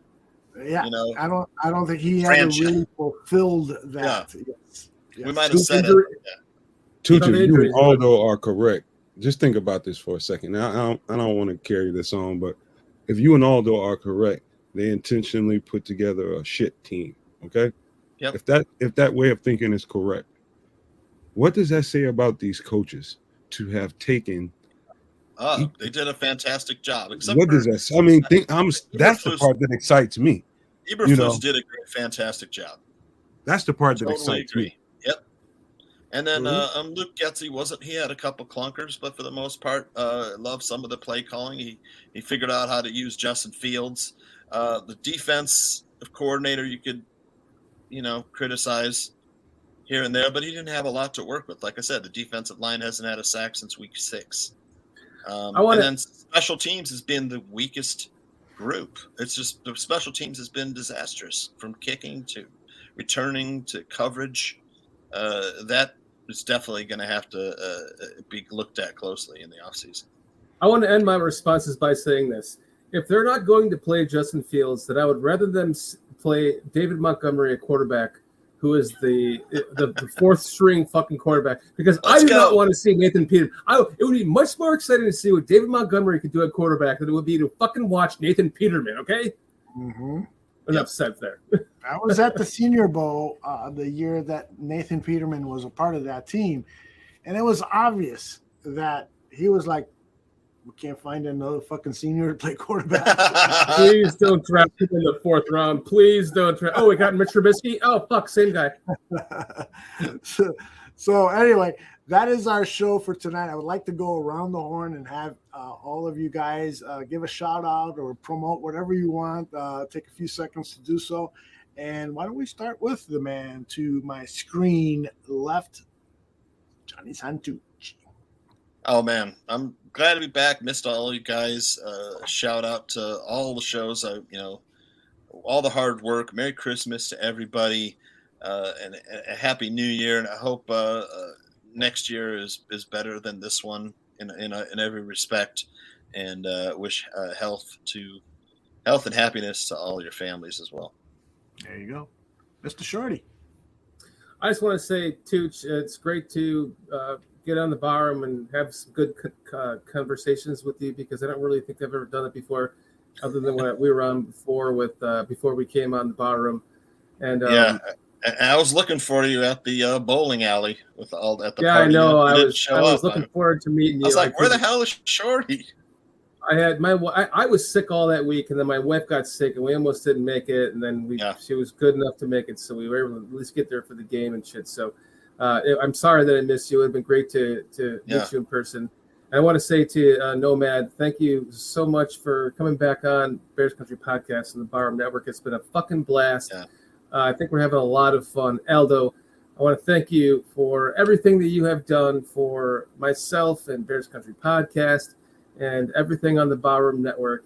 And I want to make sure everybody fucking likes this goddamn podcast, because this was one of the funnest ones that I've ever done. And it's been so fun to not actually have to host it. So that has been amazing. Thank you, Aldo. Well, it's funny that you're saying that. But I want to say also happy Merry Christmas to everyone and a happy birthday to me. Go ahead. It's funny that you're saying that. I'll withhold my retort to that in a second. Nomad, go ahead and give your shout outs and whatever you would like to share with us. I just wanted to say, hey, I appreciate it. Although we have fun when we come on the show. That's what it's designed to be. And I just appreciate you for having this platform and having me be on it with you. And I do really appreciate that. I know I talk a lot of shit, but I really do appreciate it. And just being back on Bears Country Podcast, I just want to let you guys know we're going to keep bringing it through the season, and the off season will not be boring. You know I'm going to bring the ruckus. I'll be on top of shit. So no matter what, that show is going to be interesting. So keep tuning in. Bring your friends. Tell your friends to bring friends. And Merry Christmas, motherfuckers. And I want to say just thank you to everyone in chat for hanging out with us the entire night. It's been so much fucking fun. And Merry Christmas to all of you guys. Yeah, we've had a bunch of people in the chat room who have stuck with us for all 3 hours and 25 minutes. I just want to say next week at this very time, I hope to be having sex with my wife, because it will be our 15th wedding anniversary, and therefore I will not be able to make next week's show. And I'm hoping that Mr. Shorty, Tooch, Nomad, and Dan Aguirre can handle the show all by themselves. I will cut the media mash up for you. I will cut other highlights and stuff for you. You guys have fun doing this. If you accept my invitation to do the show, I really, really would love it if you did. And that way I can have some fun with my I would love to accept that invitation. What day is it, Aldo? You can go have sex with your wife. Please do. She's been in Hawaii for like half a year. Yes, that's right. So she's all worked up and ready for me to jump her bones, and I'm ready for her to jump my bones. So that should be a good time. So hopefully Nomad, Mr. Shorty, Tooch, and of course Dan Aguirre can be here next week. And for the rest of our coverage this week, we've got Buffon 55 tomorrow. And when I say the rest of our coverage, I'm talking about Bears coverage. And we've got a great guest who is going to help us understand what the Buffalo Bills are doing offensively and defensively. We're going to talk about what weaknesses the Bills have that the Bears can perhaps exploit. It wouldn't be great. I mean, fuck the draft pick. Wouldn't it be great to have that little medal on your honor to beat the Buffalo Bills, one of the best teams in the NFL? That's my opinion.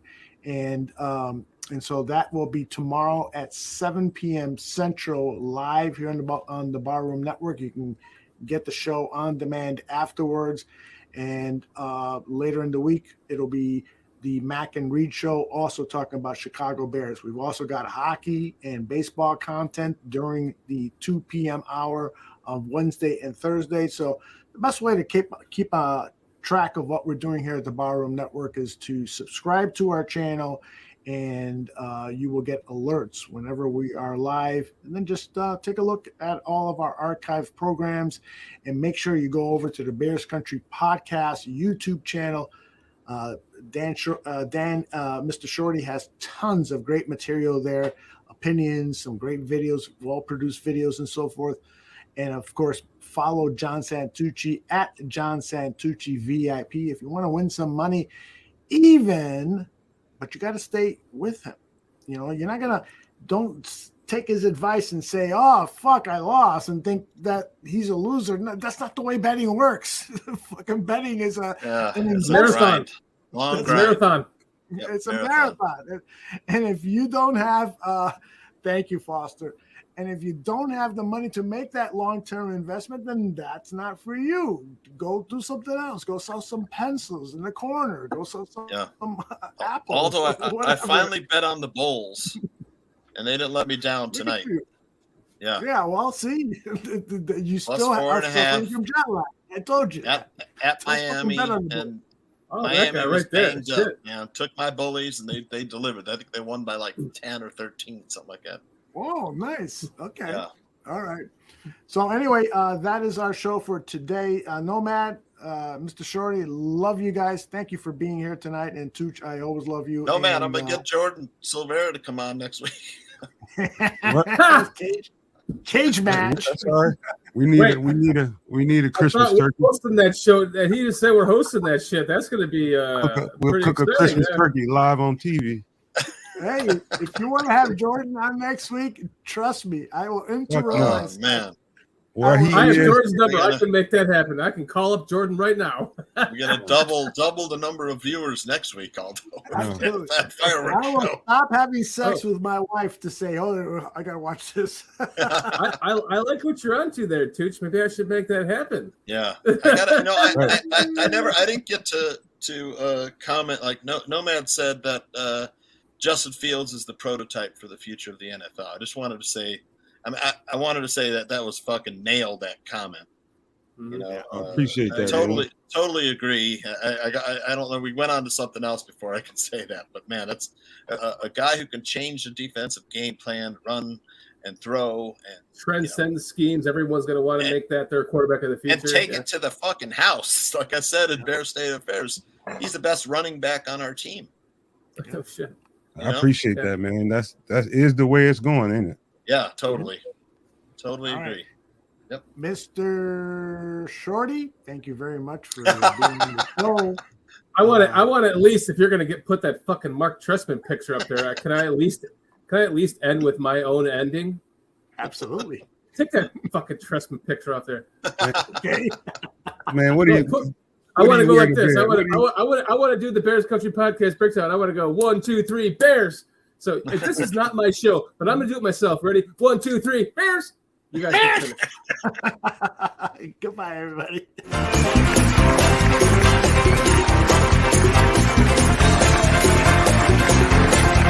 Thank you for listening to Dan and Aldo Bare Their Souls.